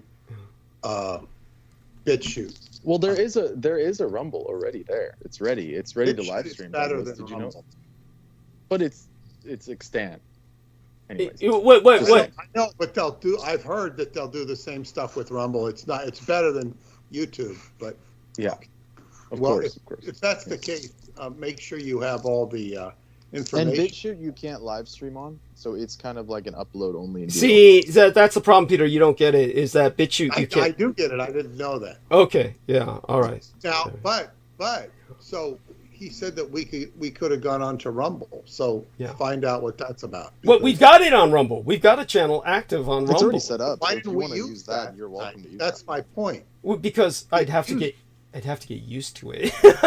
I mean, it's fine that we use mine, but I'm saying is we didn't even think of that as a resource. No, but there's no point because if we went on Rumble, nobody would know we were there, and also I would announce it. I would announce it. There's that, but a lot of people wouldn't know how to reach it. I mean, people would have to. I would have given them the link. Okay. But that's, you don't know how to do the link yet, but this is something we need to. We need to be prepared. Yes. Like voice skip. But trust me, we did what was best because YouTube is the most accessible. We did what was best for tonight. Talking about for future. Future reference. Yeah. And this little thing with Marina will be considered a gem for future generations, and hopefully she'll come back to us. Do your best to keep in contact. Did she leave? She just got knocked off, and that was it. Oh, wow. That was it. And so remember, we're still live, and this is all recorded. Yes, understood. Yeah, understood. but hopefully she'll return to us. So do keep hitting her, dear Peter, and make certain that you seduce her into the fold. And so we're counting on Peter to do that for us, and our prayers are with you. Yeah, she'll communicate. Yeah. And so what we're going to do is we're going to end live stream as soon as Peter hangs up. And so, Peter, love you dearly, and you have a blessed night. And any other ideas? I think that we're not going to be meeting on. Quits for tonight? Probably not. Probably after you leave, we might be on for a few minutes, but I really don't see any purpose in staying on too much longer simply because we don't have necessarily enough of an audience to justify that an all-nighter like I normally do. And but what we're probably going to do is just warn everyone we're not going to be here. Those who are here, please spread the word. We likely are not going to be active on New Year's Eve, which is what these people are counting on. They want to knock us off before New Year's Eve as well, because these are high volume nights, would be Christmas and New Year's, because this is when people are lonely and they want to tune in and hear something. So they tune in on nights like Christmas and New Year's more than any other night. That's why Mike Ringley wouldn't let me transmit on those nights and wanted to reserve them for himself and his insanity. But when it comes to where we're at now, they knocked us off for New Year's because of the success we had on Christmas. And certainly I'm very fortunate that Brooke Gibson contributed as much as he did, because that helps me make the rent that I otherwise would not have made with all of the supply runs that I have to do, because every time I run a supply run, it's $100. The price of living in San Francisco just to keep myself hydrated when I am home in Coke and beer and water. So when it comes to where we're going to be at on New Year's, for all 15 watching now, spread the word. And we got 15 upvotes, meaning everybody who watched provided an upvote. Certain times during tonight's transmission, we had about 20. So it's probably been, about much higher than that by orders of magnitude. But it's for all 16 watching now, we do not seem to be able to have the ability to live stream on Sunday night. We're going to see what we can get together, and we'll talk with Peter. And then we're going to see what we can make happen. But we don't expect anything. And with that, we love you dearly, Peter, and have a great time. Okay, and please donate to Douglas if you can, and good night to everybody. We'll see you soon. If not New Year's, in the New Year. Yes. Okay. Happy New Year. Love Happy New Year to everybody. Bye-bye. Okay. Bye for now. Okay. So it's just Aristides and myself for a moment. We're going to end stream. And that, I think, yeah, did he turn it off? I mean, does he know how to end stream? Did it turn stream? Does it turn off with him? I have to turn mine off. No, but like, does the live stream on his channel turn off? I don't know. I don't know. I don't think so. He has to turn it off. Send him the message. Well, we can call him back. Tell him. Let's add Peter back. Here we are. It's still streaming. You just do it on your end. I can't. Do I can't. it on your end. I can't do it on my end. It's not my studio. OBS. You just click OBS. Oh, you mean stop streaming the OBS? Yeah. Oh, Yeah. okay. Okay. So, That's all. Okay.